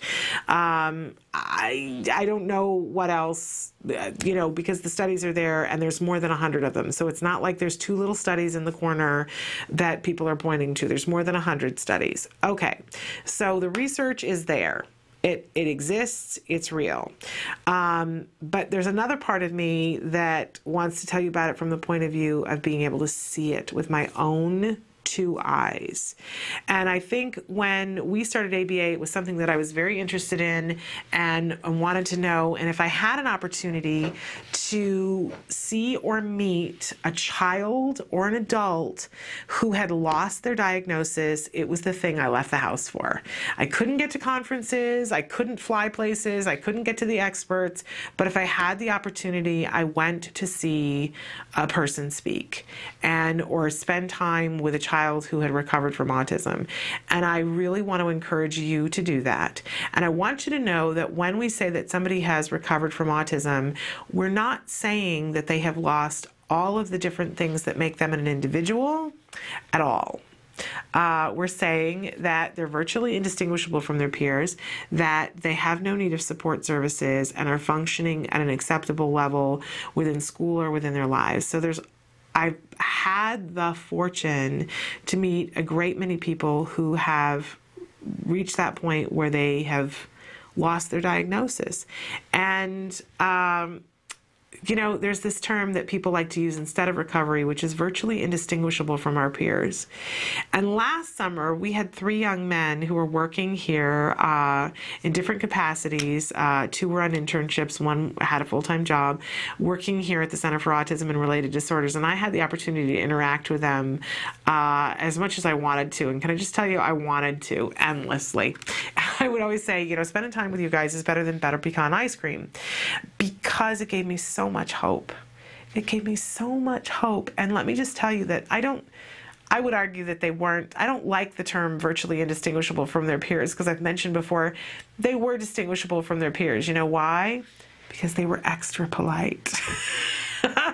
Like, that's the thing that really stood out to me that was different from because their ages were between the ages of like 21 and 27. And if I was going to spend time with 3 young men who were between the ages of 21 and 27, these 3 guys were infinitely more polite. And that's an awesome thing. There's just absolutely nothing wrong with that. They were all driven. They had things that they wanted to do with their lives. There was no apathy. There was a tremendous amount of passion. And, I'd like for my child to be distinguishable from his peers in that way, to be extremely passionate, to be driven and know what he wants, and to be extra polite. Yeah, I'll take that. Absolutely. And have him be, different. So in looking at your responses, and unfortunately it's what I was afraid of, that most of you said, no, I don't think recovery is possible, or, well, there's reason for hope, or, we can always hope. But I want you to know that the truth is that some of our kids are quite capable of getting there with the right amount of therapy. Not all of them. And maybe that's where hope comes into play. But even the kids who don't recover, they make tremendous progress. So I can read these, but it's very much of one side or the other. People who are saying, well, I really, really hope so, or people who say, I just really don't think that it's possible, but, that doesn't mean that we don't keep working towards it. We're already there. We're already there. And Dr. Jonathan Tarbox was with us on Friday talking about how we're really hoping that in the coming years to be able to phenotype autism so that for the other 50% of the kids who don't reach that point, that we can figure out how to be more effective to help them to get closer to that point. So that's where our hope is, right? And yet they make progress too, and that's something to be extremely hopeful about. So again, the research is there. It's there, and anybody tries to tell you that it isn't there either doesn't know or doesn't want you to know, and be aware of that. If you want to know, if you want to see some of these studies, and some of you have written in, you know that I will hook you up with the studies. So don't guess, and don't take my word for it, but write to me. Emily, can we show them the email address?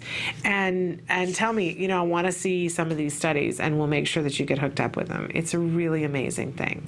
Life-changing when you realize that this is what is possible for our kids, and they all deserve the opportunity to get as far as they can, wherever that is. All right. It is time to take a break. When we come back, I'm just looking at my schedule here, we are going to give you a language tip on working on diction and exercise to make it fun over the coming summer months. Stick with us.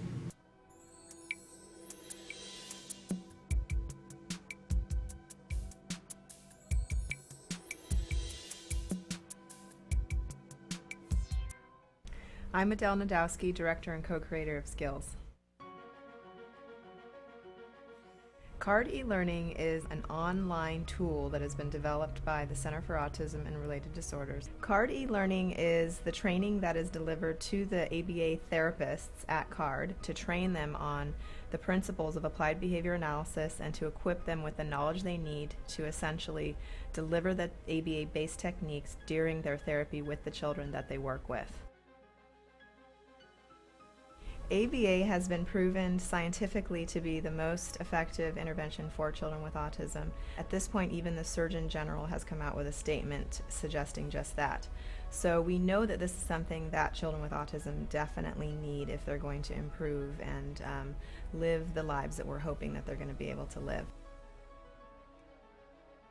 By being able to train people on this one particular method that we know works, and to be able to have all of your staff within your school settings on the same page, it allows you to take more of a multidisciplinary approach, and there's definite consistency going on within the team. It makes sure that every person involved with that child's treatment program, including the speech and language pathologist, the occupational therapist, the teachers, the aides, all of these individuals to be able to be trained so that they can all work together effectively with the child.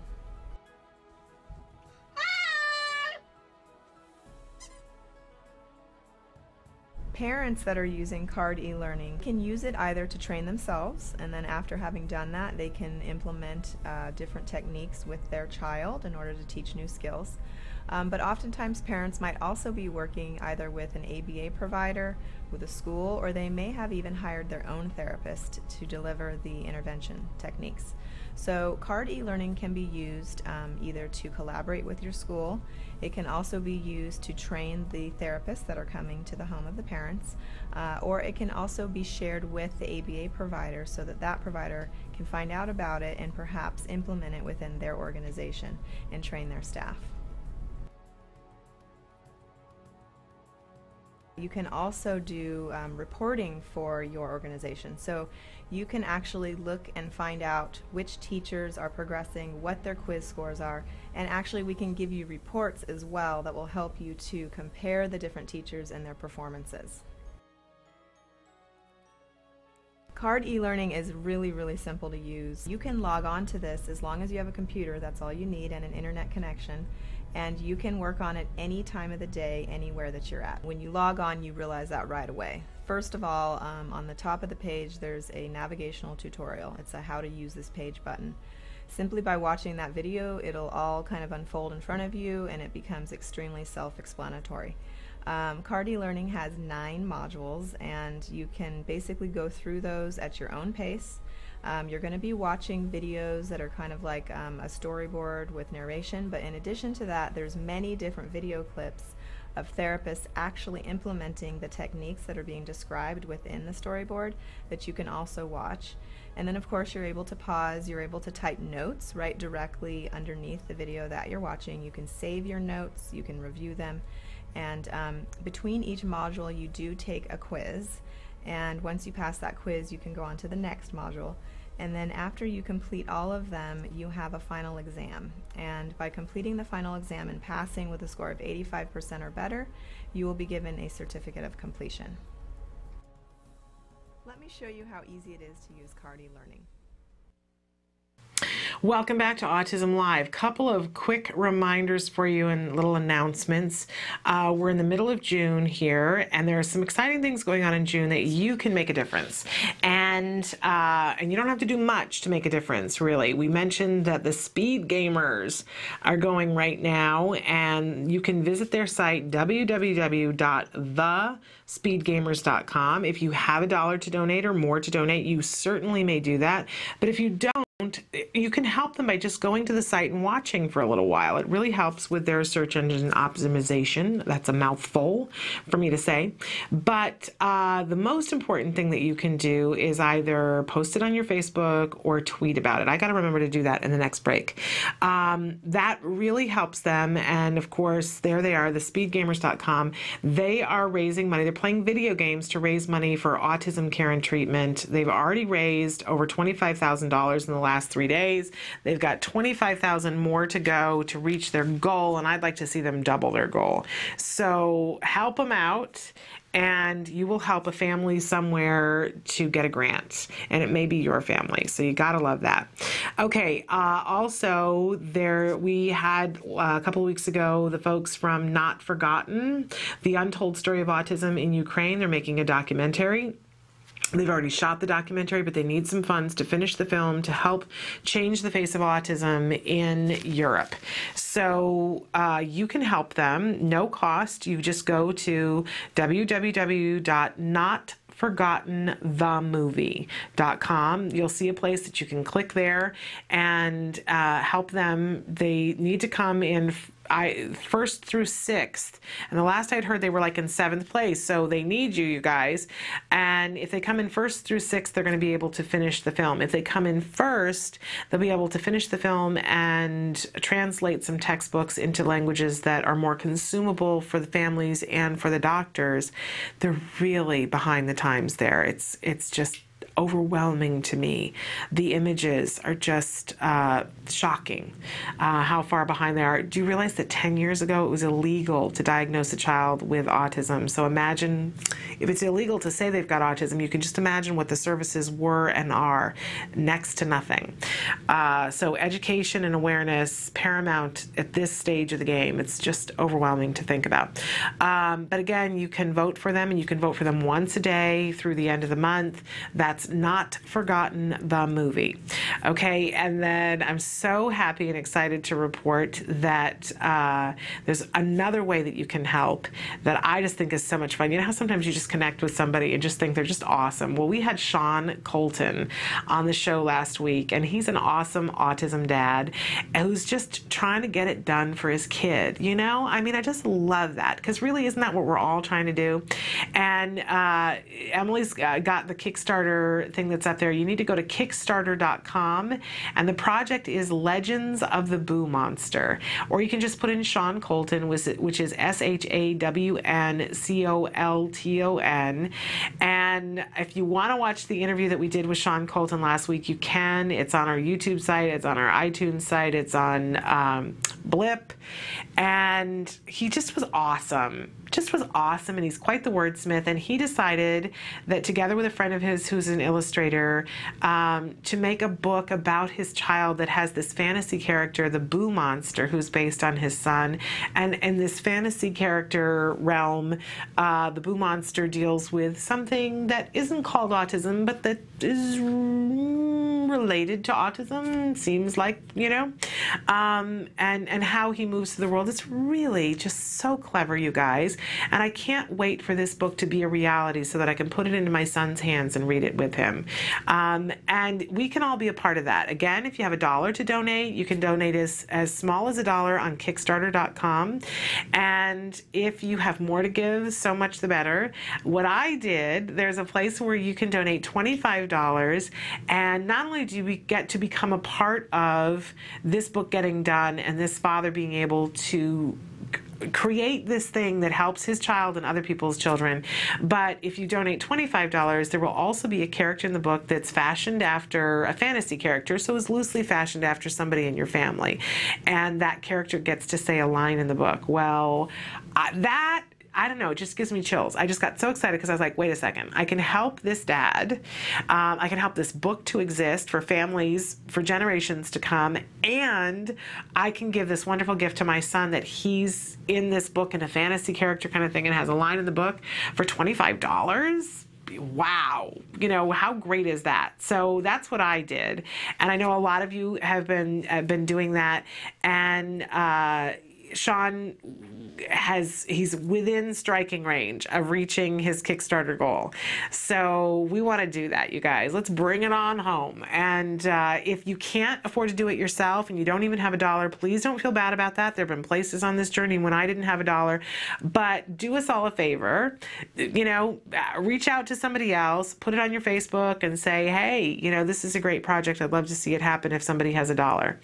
I'd like to be able to say by tomorrow that he's reached his Kickstarter. So be a part of that and help that dad, because you know it's karma. You help somebody else and it comes back to you. It's a wonderful, wonderful thing, and he clearly is a dad who's getting it done, and we all deserve to have this book. Let's put it that way.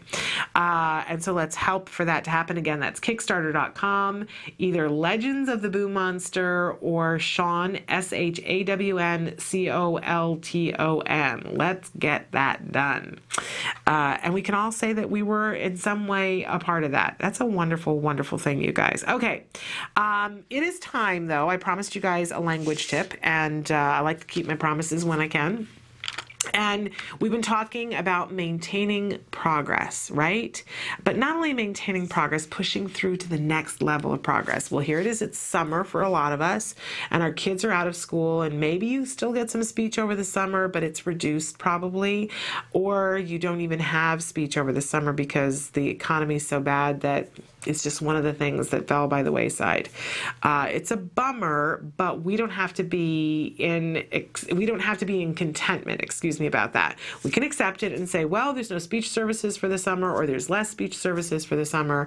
But let's get into a place where we go, so how can I solve this? Well, there are lots of different ways that we can help our children, and one of the things in particular that I wanted to talk about today is diction. That it's one of the difficulties for some of our kids is that as they start to, if we found the way to vocal speech, it isn't very reinforcing for them because people don't understand them. right? When a typically developing child starts to develop language, they, listen to a baby in the crib and they're going blah, blah, blah, blah, right? But all of that blah, blah, blah is strengthening muscles. It is. It's strengthening their tongue. It's strengthening their jaw. It's strengthening all the musculature that's happening to make sound. And still, when they start to say words, it's garbled and nobody understands it. And eventually, the people who are with them most of the day start to be able to decipher, oh, well, that means this and this means that. But if, the neighbor comes over and the little baby, the typically developing baby says something, we've all been there, right? And the neighbor says, what did he say? I don't know what he said, right? And mom can translate. But we want to progress past that. And all this time, though, there's years where this child, as they're developing, is honing these muscles to the point where everybody starts to be able to understand them. Then that's a typically developing child, right? Well, oops, then we have our kids who maybe aren't babbling. So there's that time that didn't happen, that the tongue wasn't making those sounds. So it's further behind. And then, they weren't speaking and there wasn't anything reinforcing. And if they did try to get something out, nobody understood them and people tended to give up because they thought they weren't speaking. And so you get a child who now wants to communicate and is trying to communicate, but the sound is so garbled that they're not getting the reinforcement that a typical child would get when somebody understood what they were saying. So we want to work on developing language. We want to work on understanding expressive and receptively different language, but we have to work on the diction because it's part of what's going to be reinforcing to the child. Now, we can, and there are lessons and things that we can sit there and go gaga, gaga, gaga, gaga, gaga, right? Just like a baby would have, and we will get there, but we have to make that reinforcing for our kids. And sometimes it's frustrating and embarrassing and humiliating and not fun for them, right? So, but we still have to get it done. And I had one speech therapist early on who would say to me, well, if he won't do it himself, for me to stick my fingers in his mouth and be moving his mouth in different ways, and that was a drag. Can I just tell you that I wasn't having a good time with it? Try that and get bit once. And my son wasn't enjoying it either.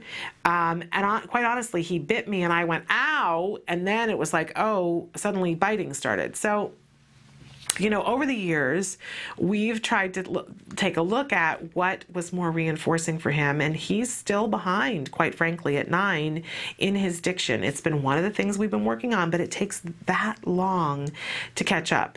And part of it is finding out what's reinforcing. Now, I have the benefit of one of the most awesome speech and language pathologists in the world, and she created, I have to get her to come on the show at some point, she created something called Mortimer Mouth. And it's a whole little series of things that she had printed up, and she doesn't sell them, you guys, but she should. She really, really should. But so my son has been going to her for a couple of years now, and he's thrilled to go because there's always some new lesson about Mortimer Mouth.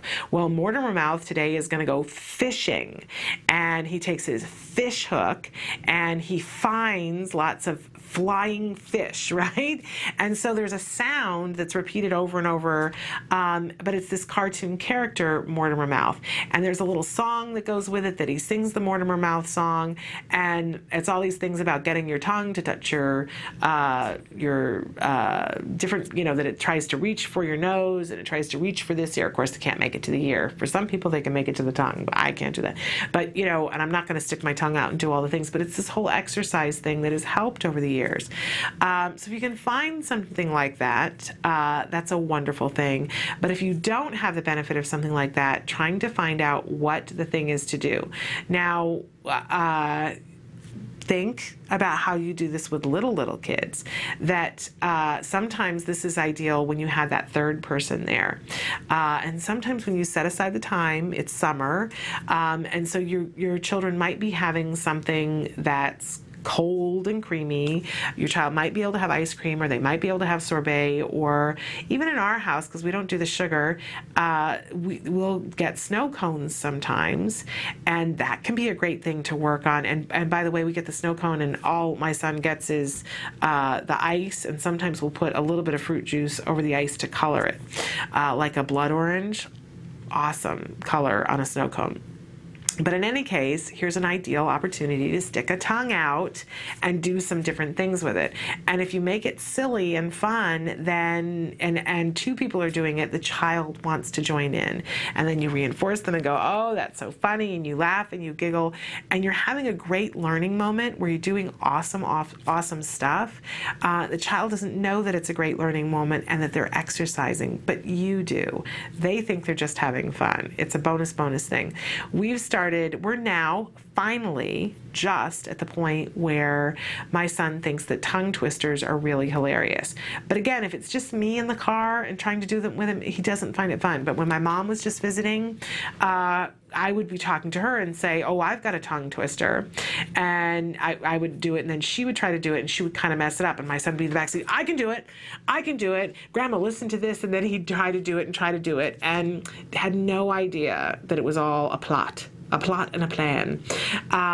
So be clever, know your child, but, being able to take something like a snow cone or an ice cream cone and saying, can you make this shape with your tongue?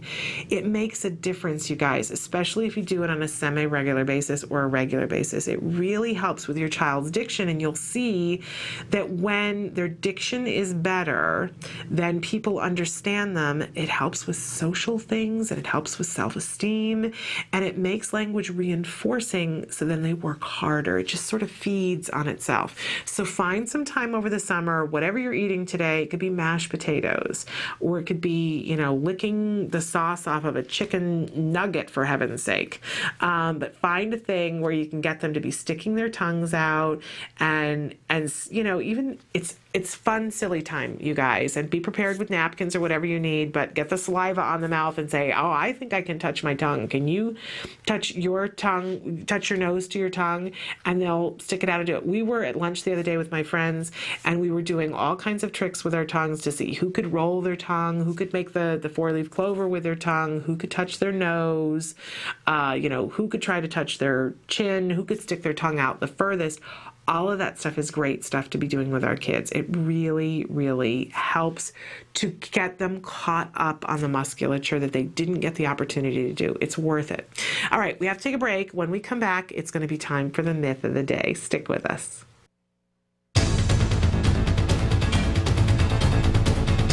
Hi, I'm Shannon Penrod, and this is my son Jem. We're here today at the Home Depot. You might know that Home Depot is famous for giving free classes to adults on lots of things like tiling and other home crafts. Well, they also have free classes for kids as well. It's called the Kids Workshop. We love doing that, don't we, Jem? Yeah. It's cool. So come on inside with us and let's do a craft. Yay.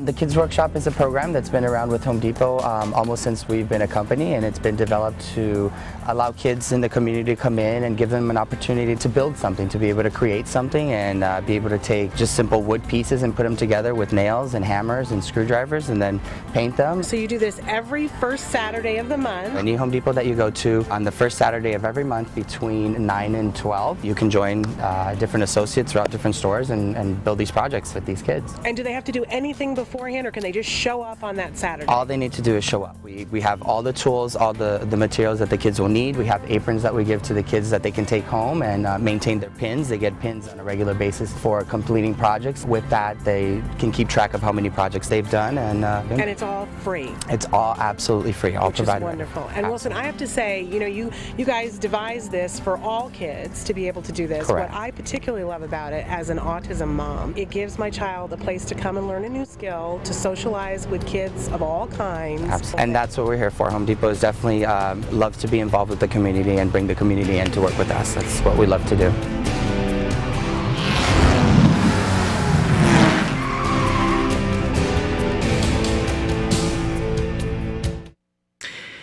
Welcome back to Autism Live. Can I just say what a great time we had that day at the Home Depot? And it's a little painful for me to watch because I had just had the flu, and so I look at the pictures from that and remember how I was feeling when we first got there.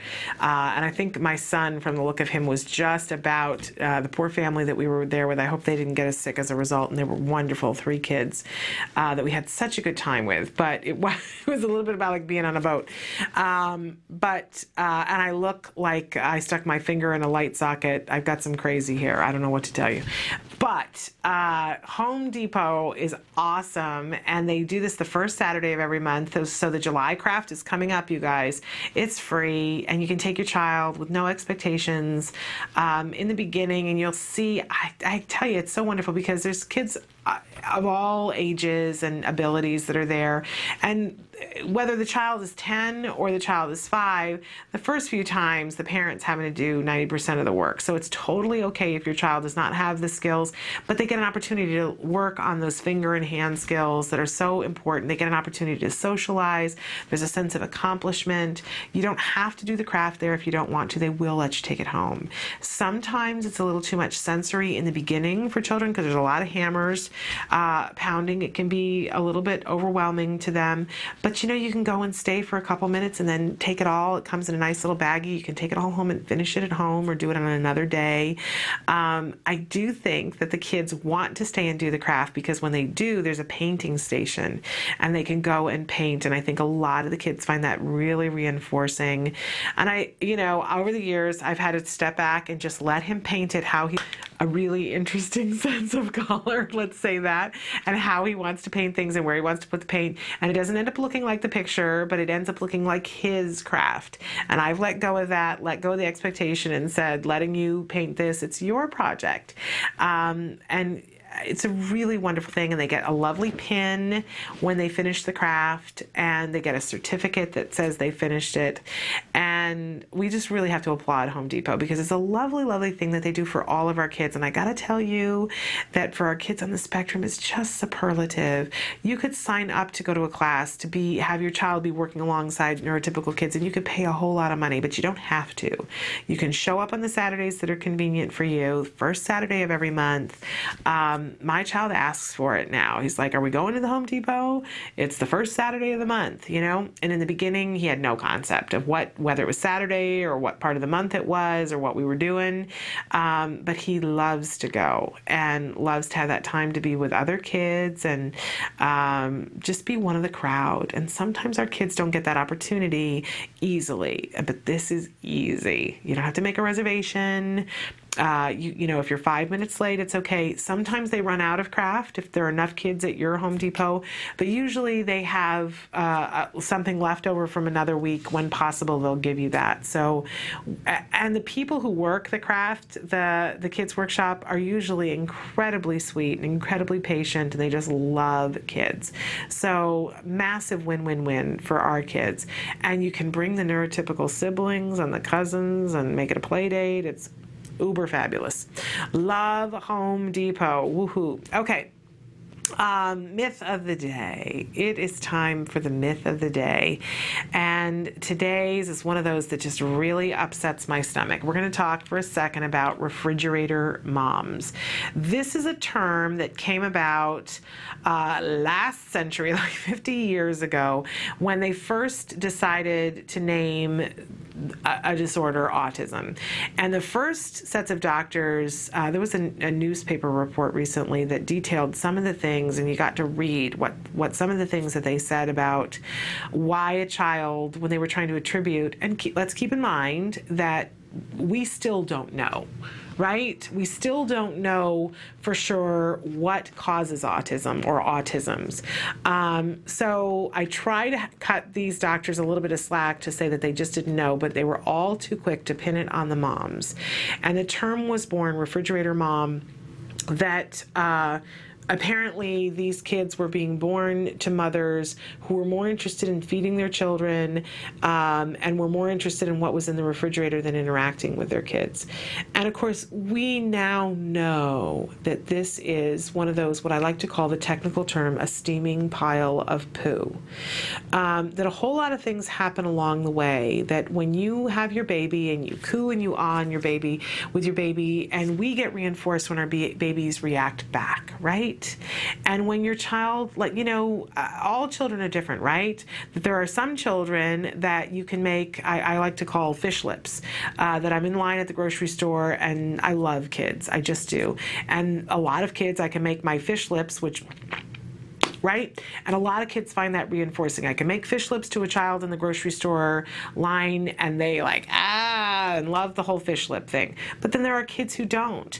And for kids who don't, I don't keep making the fish lips, because why would I? They don't find it reinforcing. Well, I made fish lips to my baby, and my baby didn't, it was like nothing. He didn't, no reaction whatsoever. So of course, I stopped making fish lips to my baby.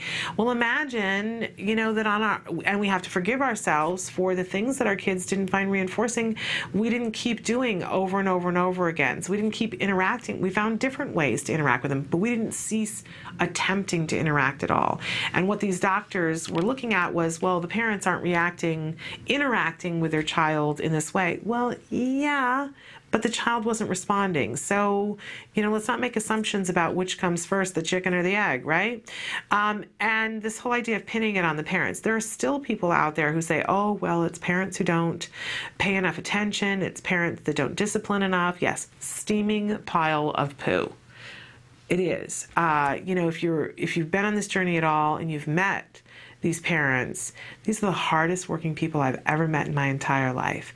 If we could just harness the worry that autism parents do, my goodness, we could light the world forever and not have to worry about the environment, right? If we could just find that way. And how hard parents work to find the way to connect with their children, whatever it is.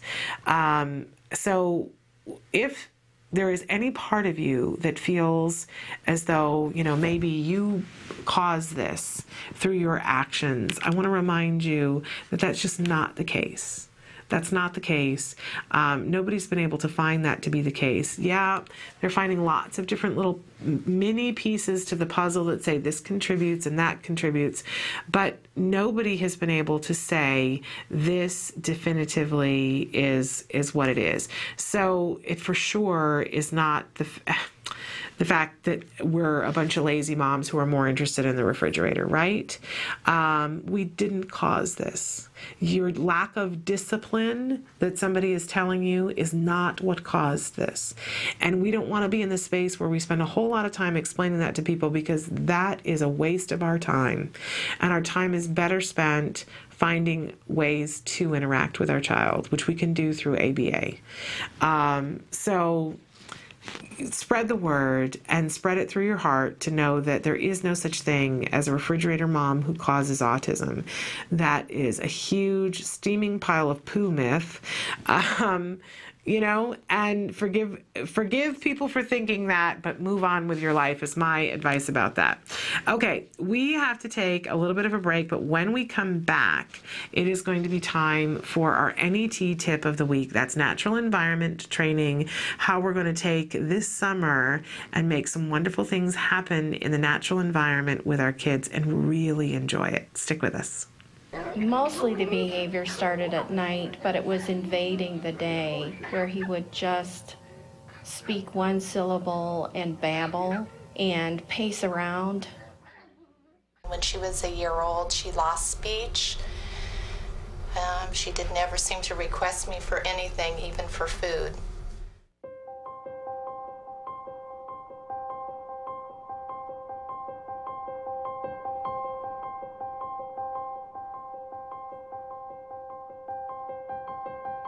He told me over the phone that I should just put her in an institution. I was devastated. What's an institution? A hospital. Yeah, isn't that nice? He told me that it was possible or likely that Ruffin would never be employed, that he would never work, productively, that he would not know that I loved him, nor would he love me, nor would he be likely to marry. There's a 50% chance that he won't be able to talk at all, but if he does talk, he will only be able to, you know, make simple desire requests, I want, things like that.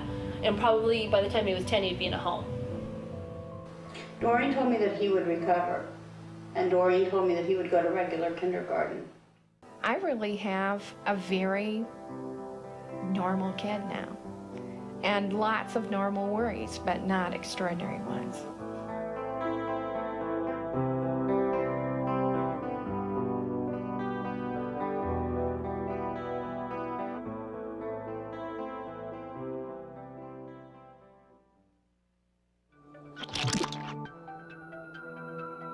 My name is Deli Popola, and I'm one of the creators of theAutspot.com. TheAutspot.com is an online support system for families and specialists who are affected by autism across the whole world. Share inspirational stories, find resources in their area. Hope you can join. Welcome back to Autism Live. I'm Shannon Penrod. It's Monday, and it's time for our NET tip of the week. We've been talking all day long about maintaining progress and taking this time during the summer to find ways to have it be fun and exciting and an educational experience for our children. When we're doing NET, natural environment training, it's really child-driven. We really want to look at the kinds of things that they want to do and then tailor that to make it as educational as possible, which means that we want it to be as reinforcing as possible. Part of the paycheck is that it's the kind of thing that they want to do anyway, but we are going to add in a learning event into the thing that they want to do and hopefully grow their skills while they're continuing to love it. And we can do this in so many different ways over the summer. We had a wonderful guest on last Wednesday, Gabrielle Kaplan-Mayer, who talked about the fact that we can go into the kitchen and make, her book is The Kitchen Classroom, and we can make it really reinforcing for our child to be able to cook and bake and create things. At the same time, we can be working on math skills and social skills and language skills, all these wonderful, wonderful different things. Well, we can do this with pretty much anything, but something that you guys have written in overwhelmingly and said that your children tend to find reinforcing.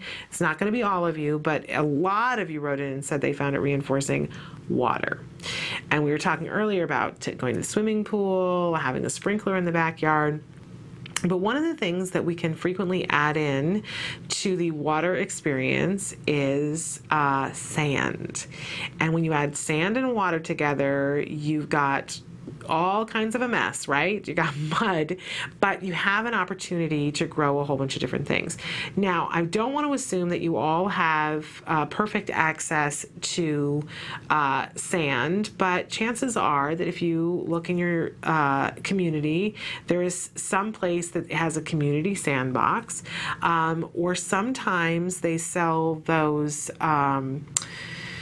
they're called sand and water tables is what they're actually called, that it's a table and it has a place for water and it has a place for sand, that you can do those kinds of things. And sometimes you can find a used one on something like Craigslist, or they mark them down at different times of the year.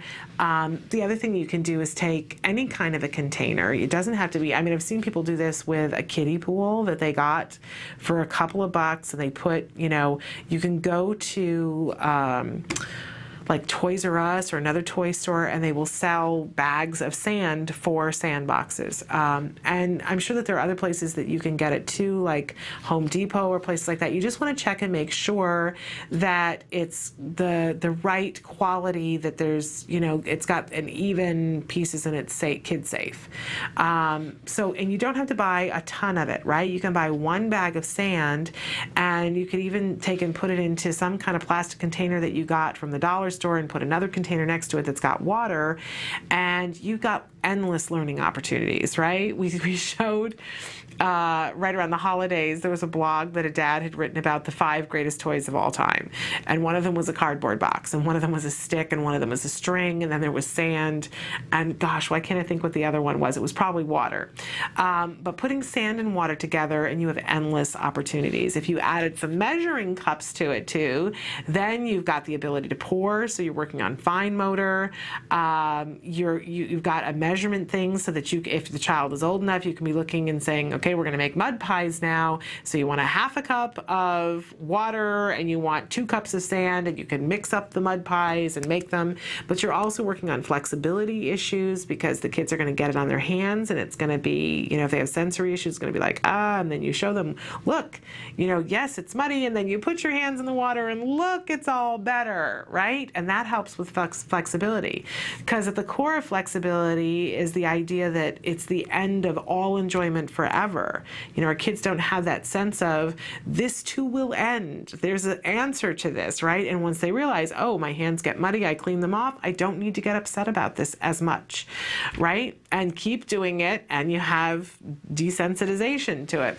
But they can create, depending on what, you know, if you have a kiddie pool and there's enough space, you can pour a little bit of water in and you can create roadways, right? And they can build a city and create things, whatever is fascinating to your individual child. But within that, you work on different skills, whether it's the math of the measuring cup or taking and drawing something in the sand and saying, you know, fractions. Here we're making a pizza in the sand, and now I'm going to cut it in half. And now there's 2 pieces of it. Now I'm going to cut the half in half. Now I have 4 pieces, right? Endless, the kinds of things. By the way, you can be working on letters and numbers. It's really great, the tactile on the sand. You can draw letters in the sand with their fingertip and guide them through. And there's something about the connection of the touch using another sense. When I was a teacher, we used to do that with carpet with kids who would reverse letters that were dyslexic. We would take their finger and draw the letter on the carpet, and their spelling got better, and their ability to not reverse words got better. So endless, the kinds of things that you can do in sand and water and make it fun. That's the most important thing, to make it really fun. And maybe there's a part where you just let them go kerfooey with it and make a big, huge mess. We lived in a condo until very recently. And so any opportunity at home to be in mud and water, we didn't have. I have a friend with 3 boys, and she would talk about how her boys would be outside and playing with the hose with each other every day in the summer, and I was so envious and jealous of that.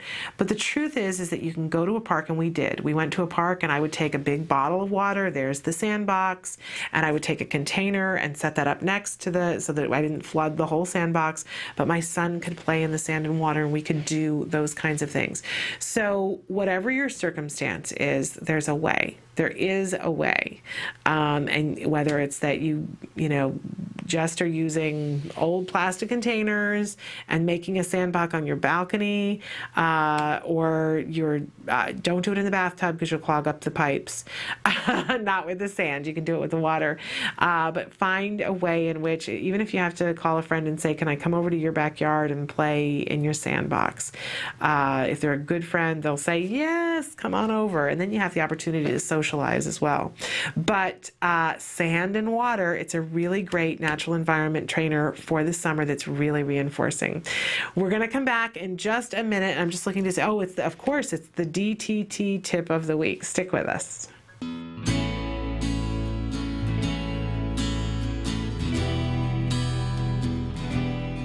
Here I stand, a man, someone who has overcome struggles, someone who has endured perceptions of what others thought of him, thinking he was stupid because he was autistic, or simply believing him to be nothing because he was different to them in their minds.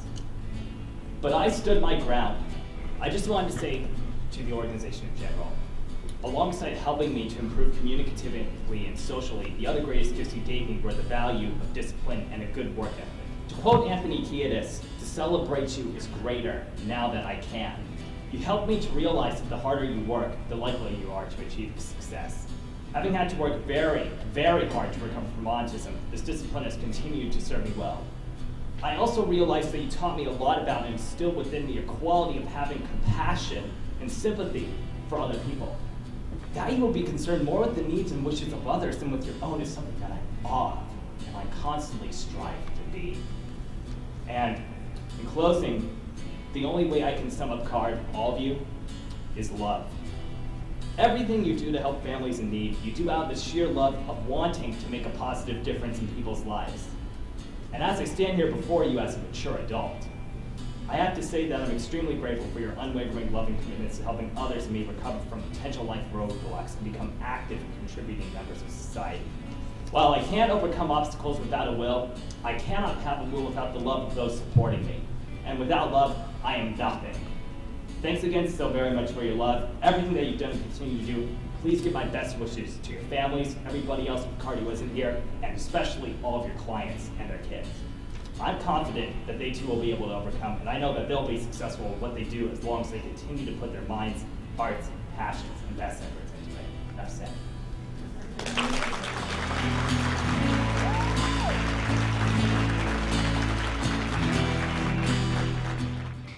Welcome back to Autism Live. It's time for the DTT tip of the week. Now, DTT stands for Discrete Trial Teaching. This is when we set up very specific circumstances. We're going to teach one small thing at a time, and we have a pattern that we go in, that we say or do something. That's called the SD, which is for discriminative stimulus. I don't know that jargon, and it evades me. Why we call it the SD when it's discriminative? Why don't we call it the DS? But then I guess we'll think it's a Nintendo. I don't know. I don't get it. But in any case, we say or do something. The child is expected to behave in the target behavior, and when they do, we reinforce them so that it becomes that thing that we always talk about, the three-term contingent about something happens, right? And then we have the behavior, and then there's a consequence for it. Right? So we're trying to set up that circumstance in a very discrete trial that doesn't involve everything else. We're trying to really hone it down so there's only one thing and we can't confuse it with something else. So I say to you, touch your nose, you touch your nose, and I go, yay! We had something happen. I said, touch your nose, you did the behavior, and I reinforced it, hopefully. With something that actually reinforced it, that made it likely for you to want to do it again. Yeah, there's the rub, because we have to know what actually reinforces our child, which is not necessarily what reinforces us. We have to always keep that in mind. So in any case, DTT is a really important part of ABA because it's a great way of introducing a new skill and helping the child to ramp up to the place where they can do it in the natural environment. Let's keep it in that perspective. But, you know, have you ever tried to teach something to your child and you're just like, I just have no idea. Like, I just don't know how to do this because my child has so much to work through. How on earth? You pare it down to the very smallest increment of something, a behavior that you want, and you give them that trigger, that discriminative stimulus that says or does the thing, you know, that leads to the behavior. They do the behavior, and then you reinforce the behavior. Okay. So our tip for today in terms of doing DTT is about taking data. Right? I don't know about you, but it's the thing as a parent that I want to work on the lessons, and I don't mind working on them in a DTT format at all because I see now that it works. At first I was like, oh, this just feels so foreign to me. This is just, you know, I'm all, you know, let's do it the organic way. Let's teach it in the natural environment. But sometimes in the natural environment, it's easy to miss the clue and the cue and to figure it out. There's too many other things sensory-wise to deal with. So I really now, I'm quite the convert. I see why DTT is a really important first step for a lot of lessons. I think it's important to remember it's a first step. But another important step, and I just can't deny it, is taking the data. That if we don't take data on the DTT, we are not going to know if we're making progress. And even though we're trying to hone it down and get to be this very specific thing, so I say this, you do this, you get rewarded, there are lots of possibilities of how we do it, right? So if I want to get you to touch your nose, and I say touch your nose, and you do it, and then I go, yay, that was wonderful. Well, that's great, and that's information that I need to have. But what if I say touch your nose and you don't do it? And you don't do it, and you don't do it, and I've prompted, and I write down that because this is part of taking the data too, that I did a physical prompt and you still didn't get it. But the one time that I said, please touch your nose, and the child did it, and if I hadn't marked that down, well, this time I said, please touch your nose, you know, I would miss the opportunity to realize that my child doesn't understand when I'm saying touch your nose, but they understand please touch your nose. Sometimes it's really it's so clear when we take the data, well, this works and this doesn't. Now, does that mean we give up on saying touch your nose? No, but we teach please touch your nose. We reinforce that. The child goes, oh, when I do what you ask me to do, then I want to do it more. And then we go back and we take out the please and say touch your nose, and we do the physical prompting. And now the child learns, oh, when I do that too, you reinforce me. So now suddenly the child is doing it in both instances. Taking the data is the difference between just blindly hoping that it's going to work and beating your head against a wall when it doesn't, because then you go, oh, I don't know what I did that didn't work and what I did that did work, right? Taking the data helps to drive the decisions that you make about how you continue to teach. Let's imagine for just a second, and this isn't that far-fetched because this is pretty much what happens with my son, or did in the beginning, that we're taking the data and we're teaching this child, and we are teaching the lesson, and we see that the first 5 times that we do it, we're having to do a full physical prompt, and the child just isn't getting it. But they get it on the 6th time. Okay. Well, 5 times, that's not horrible in the realm of taking the time to teach a child something. It took 5 physical prompts, the child learned it. Now we fade the physical prompt back until we get to, by the 10th time, the child is doing it by themselves. It only took 10 times, which takes about a minute, and the child was able to do the skill. And we don't assume that skill is completely mastered, but we come back and we do it the next day, and they're able to do it, and they've completely mastered it. We see that over a couple of different days. Woohoo! The child learned how to do this skill, and it only took 10 times. All right, then we move on to the next skill, and we see that, okay, we introduce the skill, and it takes 5 times, fully prompting. And that after that, the child gets it, and we can fade the prompt out, and they're picking it up. We start to learn, and we're looking at the data sheets and go, that's interesting, that it takes 5 physical prompts. 5 physical prompts before the child gets it. Well, that informs us about how does this child learn. And we're not going to make judgments about it being right or wrong or whatever. It just is what it takes to get it done. So what we start to see as an educator, whether we're the parent or the therapist or the teacher, is this child learns, and this child learns at a rapid rate when we take the time to fully prompt them through 5 times, then this child gets it. Well, then you can play around with, well, why? But if it's working, right? We don't want to break too much if it's working, but you start to see patterns and get more efficient. It also helps us to emotionally go, all right, this is going to be, I'm going to do the 5 physical prompts, and I know that we're going to get there. We're never going to assume, but it helps us to see the way in which the child gets something, because there are going to be some lessons that the child flies through, and there are going to be other lessons that you stumble and you go, why? This worked so well with this, but why isn't it? And you go to the data and go, well, how are we doing this? It's like looking at a picture and being able to see the whole picture when you've got the data. It doesn't take a whole lot of time, and it can be as simple as just taking little hash marks. There are much more involved taking data things, and I encourage you to do Hardy Learning to learn how to do it properly.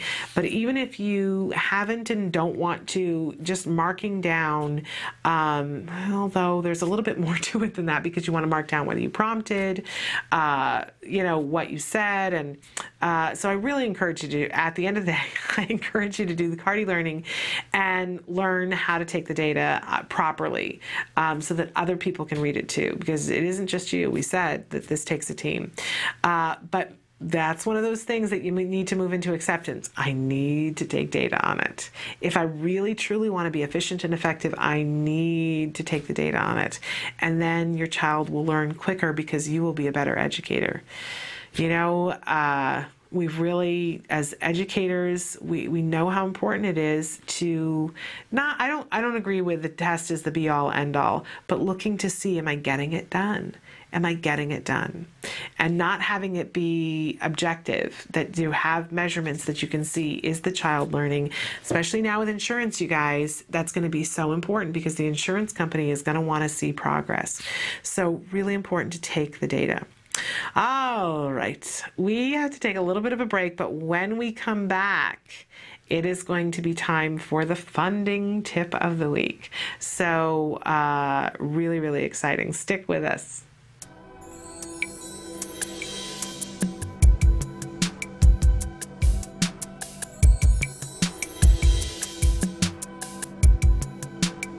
My name is Jennifer Yakas. I'm a CARD Senior Clinical Supervisor and a Senior Trainer. What is a task analysis? What is a task analysis? Very common question. A task analysis is breaking down a complex behavior chain into small components. So many of the skills that we need to teach our children are not single-step activities. It's more a multiple-step sequence of events that needs to occur in order to have a final product or a final result. So with many children, it's difficult to learn a whole sequence of events all at once. And so using a task analysis, we're able to break down that complex behavior into small individual components, teach those individual components, and then gradually link it all together. When do I actually need a task analysis? When you need a task analysis is when you are dealing with a sequence of events, a routine that is involving the child performing multiple actions in a certain order. An example might be brushing teeth, or getting dressed, or even reciting a sentence. So anything where there are multiple pieces of skill that need to be strung together in order to produce the desired result. Do I need to do a task analysis, or will skills do it for me? Some of those are already provided within skills. So we have many of the adaptive skill areas and the motor skill areas within skills that provide task analyses for your child, for the particular skills that you might need to teach. They're broken down into very minute steps. So what you might need to do as a parent or as an educator would be to look at the task analysis that is provided to you by skills and then individually tailor that task analysis for your child, depending on their specific needs. Some children might need every single step planned out for them. Some children might be able to do a more general task analysis of 3 or 4 steps. So it depends on your child and their ability to perform those skills already, as well as their ability to comprehend the actual sequence of events. And can you give me an example of how to do a task analysis and how it will actually teach me to do a skill? So if you were looking at brushing teeth, you might break it down into child picks up his toothbrush, he grabs the toothpaste, opens the toothpaste, puts toothpaste on the toothbrush, brushes the different areas of his teeth, spits out the toothpaste, rinses, and then dries his mouth. So that would be an example of a task analysis. So how a task analysis might help you teach a skill is that it is probably going to be easier for your child to focus on one particular piece of that skill and learn that to mastery, which allows them to access praise and reinforcement early on. It's going to be a much more successful positive learning experience because it also allows you to hone in on that specific skill, teach it appropriately, fade out your prompts, get the child to do it independently. It's just more manageable for both you and the child.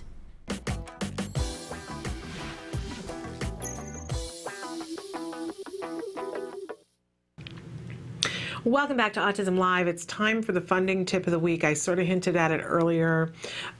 We like to let you know and keep you up to date when there's something happening that is the possibility of helping you on the financial journey that this autism journey is.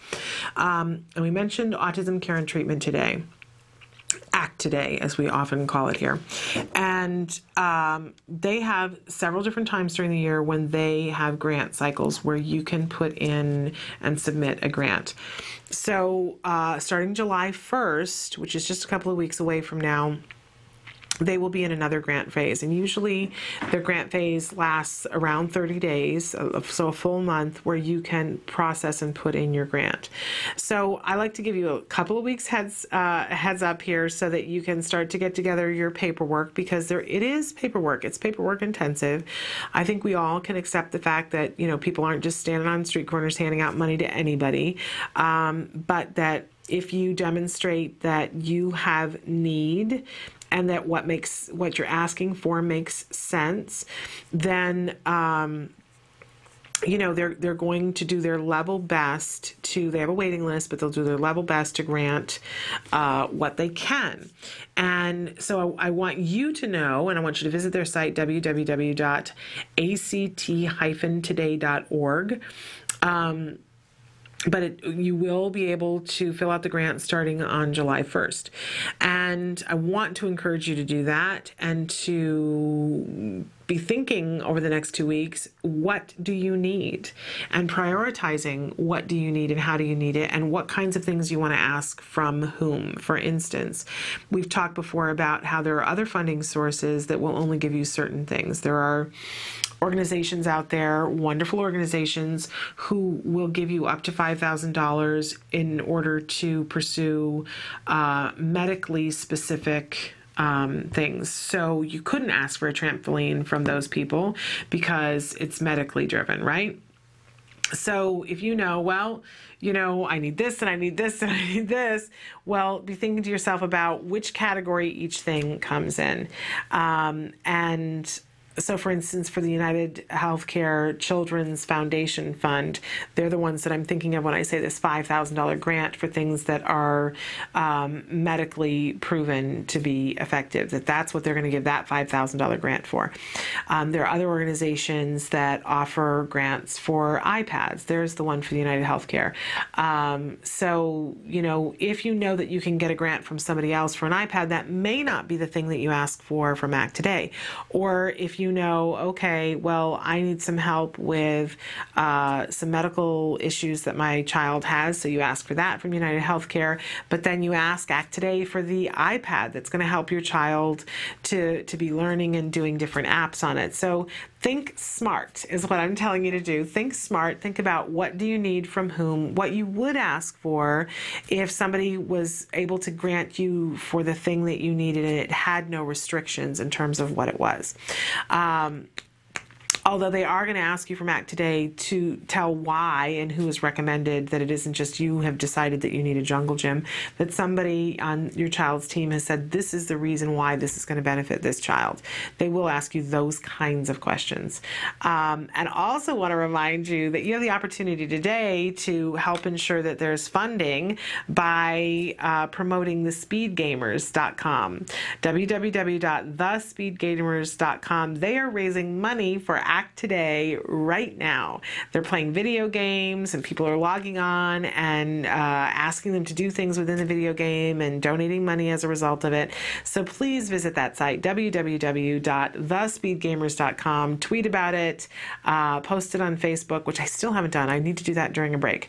But in any case, that grows the funds that are available to give for grants. And if you know somebody who has a company who's looking for an organization to donate money to, I can't think of a better one than Act Today.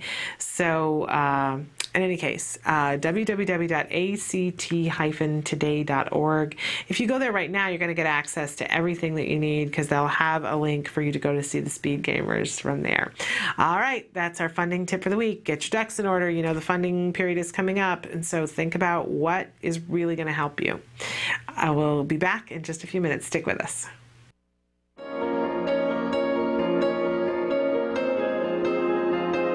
Act Today, or Autism Care and Treatment Today, was founded in 2004 by several passionate parents who believe that access to early, effective treatment is vital for individuals with autism. Together with Dr. Doreen Graham-Pache, the world's leading provider of therapy for autism, this group created Act Today to do just as the name implies, take action immediately to treat autism spectrum disorders. A lot of families and parents and even physicians don't yet accept the fact that we are recovering children with autism. In 2006, inspired by her struggle to get treatment for her young son Wyatt, television producer and author Nancy Alspaugh Jackson and her husband Reed hosted a backyard benefit for the foundation called Denim and Diamonds for Autism. Tens of thousands of dollars were raised, and in 2008, Alspaugh Jackson took the helm of Act Today as executive director. This country has to come together to save a generation of children. With a dedicated board of directors, a small but committed staff called the A-Team as in autism, Act Today is making a huge difference in the lives of children across the country. Grants that fund programs for behavior therapy, special needs schools, and summer camps. Medical needs like diagnostic tests and special diets. basic safety equipment such as helmets for children who repetitively bang their heads, and fencing for those who wander, assisted technologies, and assistance dogs. Hi, my name is Max, and I love my iPad too. It's so great. I can take photos. In 2010, Act for Military Families became the first national campaign to benefit military children with autism. I'm Joe Montaigne. As a father of a daughter with autism, I know the challenges that brings. ACT Today continues to educate and raise national awareness on the need for early and intensive intervention for an epidemic that affects at least 1 in 110 children. I called on November 1st, and I'm like, how am I going to get notified? How are you going to let me know? And they ended up looking, and they informed me that he had received the grant, which was like a blessing from above. ACT Today, fulfilling its mission of helping families with autism, one child at a time.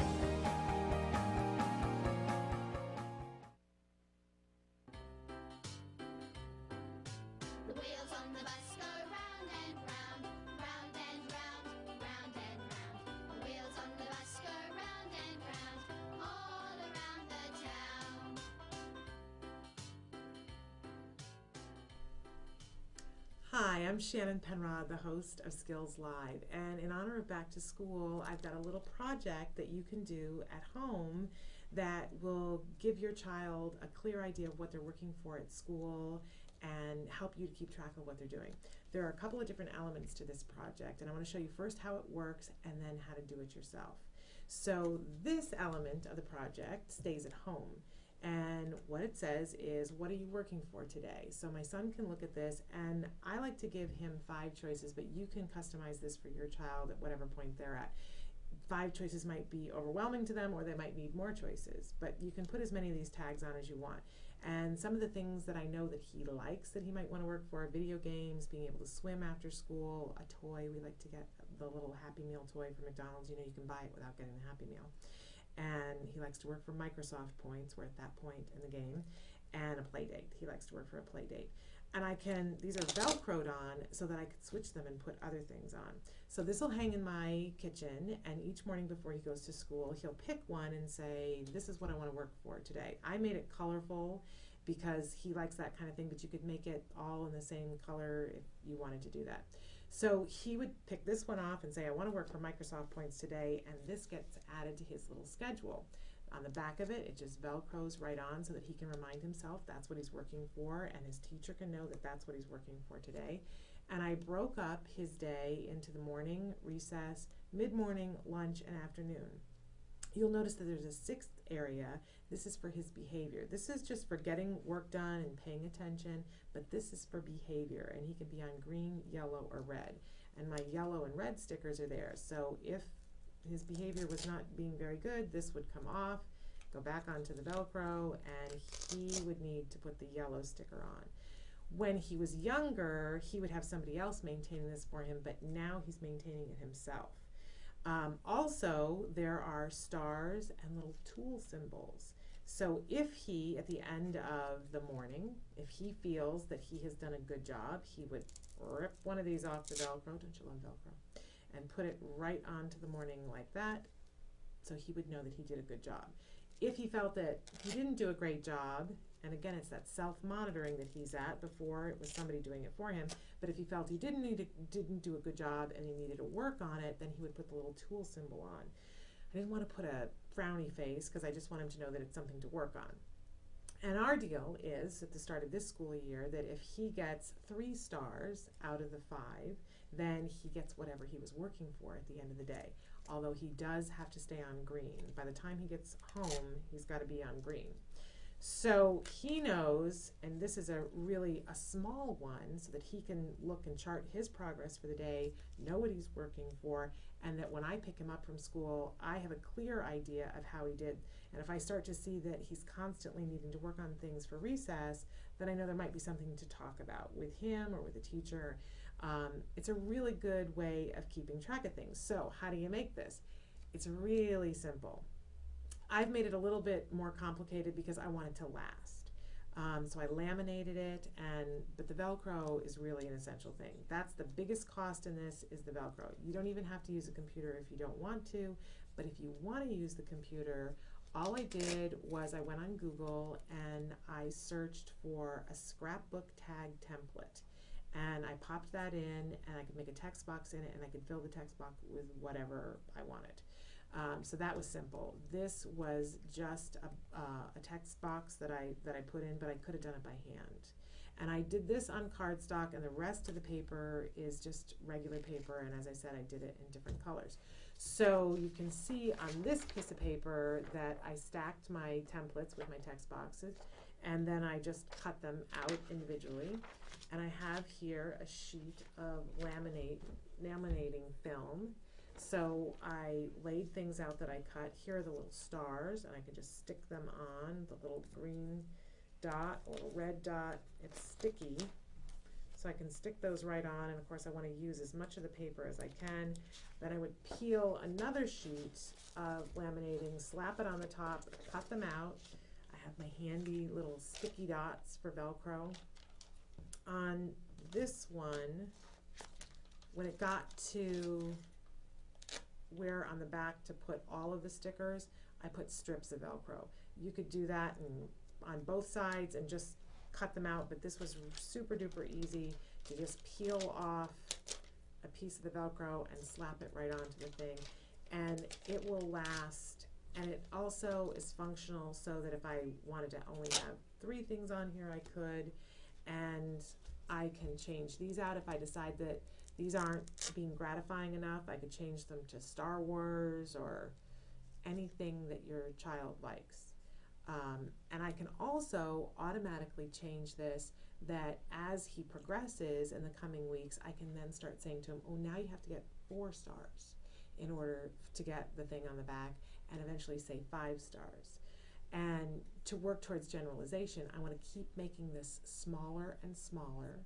For right now, he's going to keep it on his desk, but eventually I would have an icon on the desk that would let him know that only during breaks to pull it out and take a look at it. And in that way, I'm starting to be able to fade all of this out. You can do this for your child at home, and probably the whole project takes less than 45 minutes, and it'll last a really long time, and it's adaptable. So a great project to track your child's progress. And I'm sticking to my lamination sheet. It can get messy, but it's really fun to do. So good luck back to school, and hopefully this will be helpful to you. Thanks.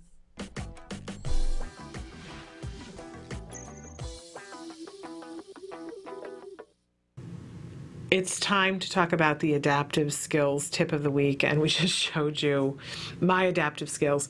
I'd love to watch that as Martha Stewart I am not, and I'm, getting the double stick stuff all over me, the laminate. But I enjoy it nonetheless. I enjoy the little projects. You don't have to make it that difficult if you don't want to. Just want to point that out. But it is time for our adaptive skills tip of the week, and it's so important. It doesn't matter where your child is on the spectrum, but adaptive skills really make a difference in their life. It makes a difference in your life.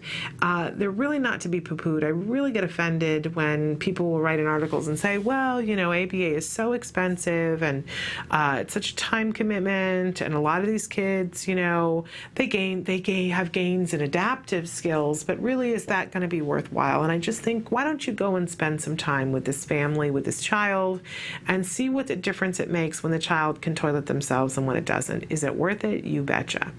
But that's certainly not the only adaptive skill, right? Dressing themselves, taking care of themselves, feeding themselves. One of the ones is doing chores, and this is a great time of year when we're not rushed as much in the morning to take on some new chore skills, like if you haven't already, taking on making the bed. Now, like with language, we're going to reward approximations to begin with. So depending on the age and the skill level of your child and what their fine motor skills are with their hands, it may be that your expectation is simply be that the child takes the pillows off and pulls up the sheet, and they don't have to pull up the coverlet or whatever, the quilt or whatever it is that you have on the bed, and they don't have to straighten things, and they don't have to tuck things in, but that you can call that making the bed. That's an approximation. Now, let's think of two different trajectories. That we have a child who is 4 years old and is not making their bed, and we let them not make their bed because we try to teach them making a bed the first time in its entirety and what it's supposed to look like and being able to bounce a quarter off of it and that whole thing, right? Well, a 4-year-old can't do that, right? So it's not going to be incredibly reinforcing to them. It's not going to be incredibly reinforcing to you. Chances are you're going to give up on it. They're going to give up on it, or they're going to start to dread it, right? Oh, the dreaded making the bed thing, right? Or we can say to a 4-year-old, okay, we're going to have a really fun game that we're going to play right now, and mommy or daddy or whoever is going to teach you how we stretch the sheet. And you can call it whatever you want, right? But that we just take the one little part of it. It's part of chaining, right? We're just going to take one little part of it. This is a long-term chain. And we say, okay, so you're going to stretch the sheet to the top, and you show them how to hold onto the sheet and to pull it up to the top. Is it going to be beautiful? Is it going to be perfect? No, it's going to look like a messy, unmade bed, but you're going to go high five. That is so wonderful. I'm so proud of you, and hugs and reinforce it and say, now you get to go play because you made the bed. And the child goes, oh, making the bed is something that mommy gets really excited when I do, and I'm a big kid and I can make my bed, and isn't it wonderful? And you smooth everything down and finish making it. And then the child gets a little bit older, and as they're getting older, because they find it reinforcing it, you're showing them, oh, and this is how you smooth it down and what other element of it. So then the child is 5 and you go, okay, now we're going to stretch the quilt or the blanket or whatever it is that you have there. Or now we're going to fluff the pillows, whatever you think is going to be reinforcing to them next. So you have a child that is getting better at making the bed. And then when they're 6, maybe, you add different elements to it. And maybe when they're 7 or 8, and again, it's not every 8-year-old, but if there's an 8-year-old that's got fine motor and is showing interest and perseverance with it, maybe you show them how to put the fitted sheet on so they can literally change the sheets. I think all kids love pulling the sheets off when you're going to wash the sheets. Boy, that's excitement. And you can make tents in it while you do it. Make it fun. And what you'll find is that over time, if you've made it fun all the way along, the child will just take on the extra skills, and you'll end up with a 14-year-old child who makes their own bed and doesn't mind making their own bed, and it's not a big event in their life. You don't have to reinforce it every time, but they just make their bed, and they enjoy the fact that their bed is made, and you enjoy the fact that your house looks like the beds are made. And you might think to yourself, well, that's just not my priority, and that's okay too. But in the best of all possible worlds, we want to build our children's self-esteem and give them skills where we can. And this is one that almost all children are going to be able to do. And, it could be a child who has a physical impairment and still they can make a bed, right? So we pick and choose our battles, but as much as possible, we want to pick opportunities to praise your child and tell them that they're wonderful, because that's going to make them want to do the other lessons that are hard and sometimes largely unattainable for them. So the adaptive skills, I think it's a great place to, I know we all go, oh, well, life isn't all about making a bed, for sure. And when stuff is going on in the house, please, I would bet you dollars to donuts right now, the beds in my house are unmade. But the fact that my child can pull up a sheet at this point and pull up the coverlet at this point and says, I made my bed, I get an allowance, because that's his current reinforcement. Is it beautiful? No. But he thinks it's great that he gets to make his bed and get his allowance. So building that self-esteem, building skills anywhere that we can, it helps them to feel like they're making a difference. It's a really wonderful thing. So I encourage you to do it. Reward the approximations for the age that they're at. Lower your expectations of the perfect bed. I know I have lots of friends who have neurotypical and other children who say, well, I don't know on which day to teach what thing. Well, you can teach a part of something pretty much on any day, so that you don't get to, I have a friend who said, well, my son is 19 and he doesn't know how to pump gas. Or my son is 19 and he doesn't know how to run the washer. right? And she feels bad about that, but she says, well, what day was I supposed to teach that? Well, you know, that's a really valid point. But if we teach these things in little increments and expose them to them, it's not like on the day that they're 14, we go, all right, now you're going to learn how to do laundry. We just gradually ramp it up, and it becomes a non-event. Children who can do chores. It's a great thing. Okay, we have to take a break, and then we're going to come back to close the show. Stick with us.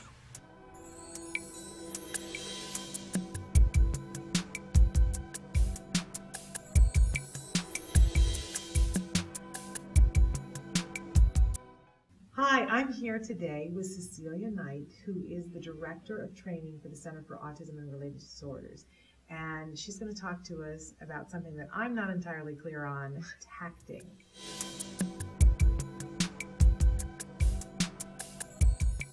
Tacting is when you make a comment on the environment, and then another person may reinforce that with non-specific reinforcement. Can you explain to me what the difference between a tacting program is and an expressive labeling program? In an expressive labeling program, typically the therapist holds up a card, maybe with a turkey on it, and the therapist would say, what is this? Referencing the picture. And the child would respond, turkey. The child is labeling the item. With a tact, it's a comment on the environment. So it can be evoked by a smell. So if I walk into the house and I smell Thanksgiving dinner, I can say, turkey. Or if I hear gobble, gobble, gobble, I can say, that's a turkey. So it's a comment on the environment, which is different than just naming the item.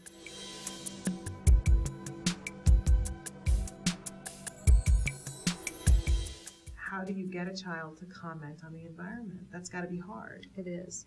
We use different prompts. Most of the time we use vocal prompts. For example, we may look through a book and point to the picture of an item and say, oh, look, it's Nemo. Say, Nemo, and then reinforce the child for responding. Or we may say, what do you see? Say, Nemo. And then eventually we would want to fade our point away. So I may say, look, Nemo. And then the child is referencing that and then also saying, that's right, I see Nemo. And then later fading completely away so the picture of Nemo itself evokes the comment.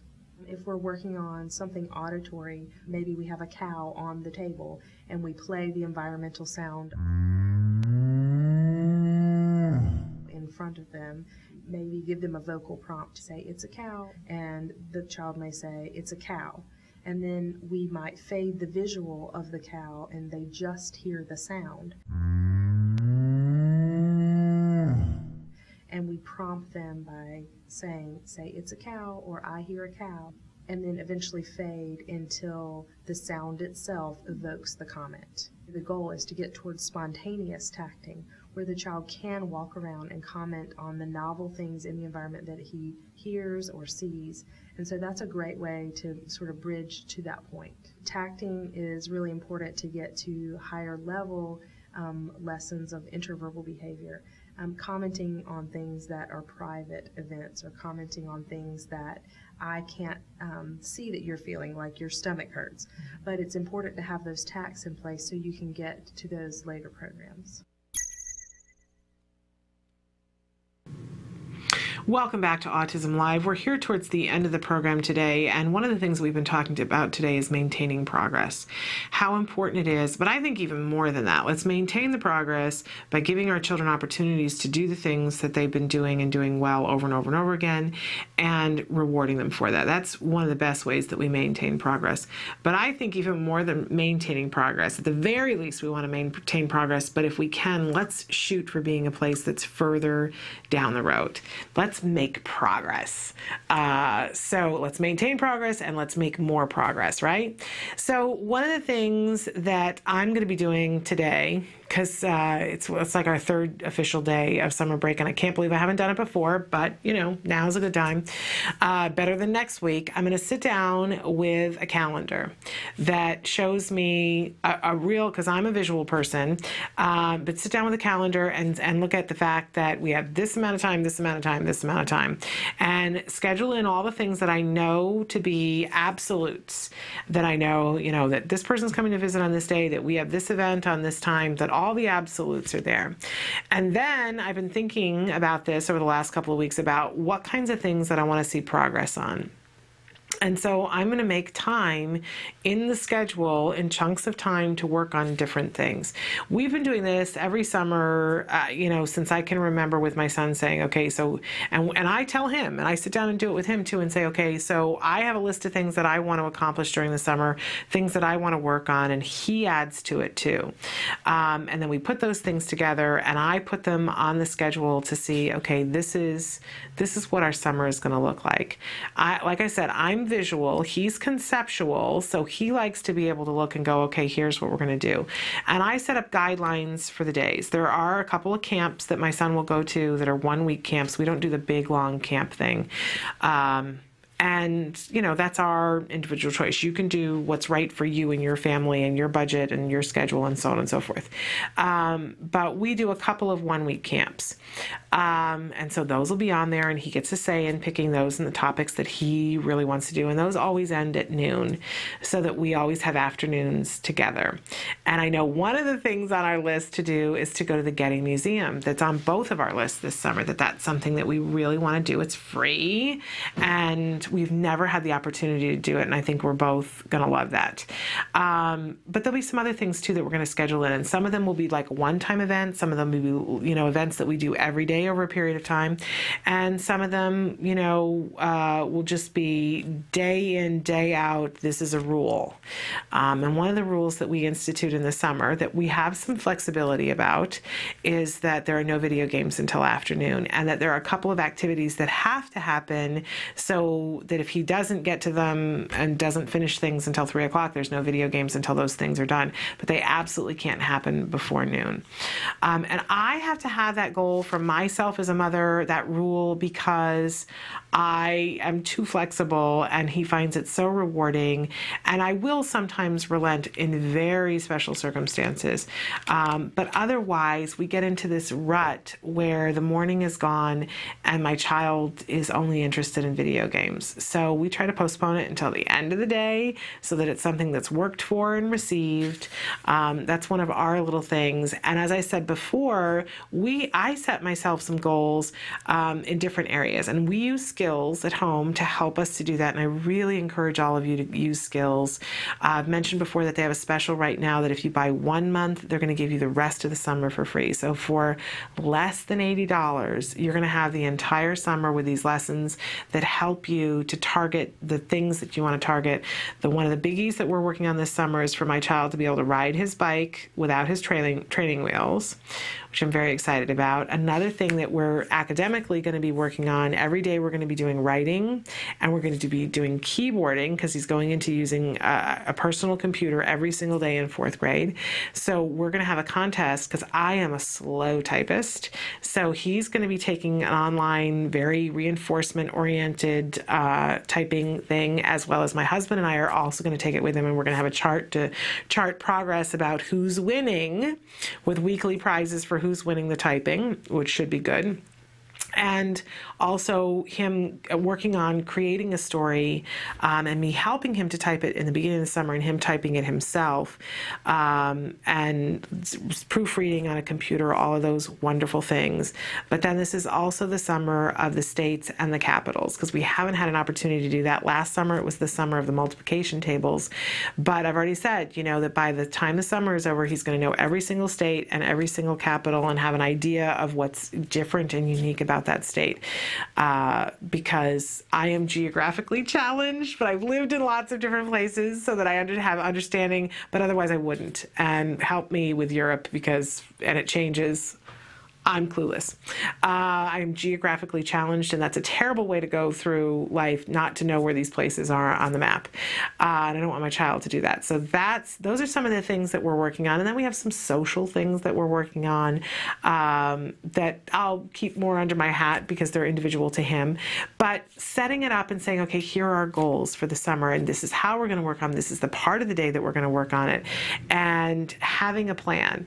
Now, plans are there, and things change. change, but I think we get so much more done when we have a plan. And my child is old enough that we share the plan with him now, and he takes part in it and devising it. And when he was little, he didn't know what the plan was. He was along for the ride.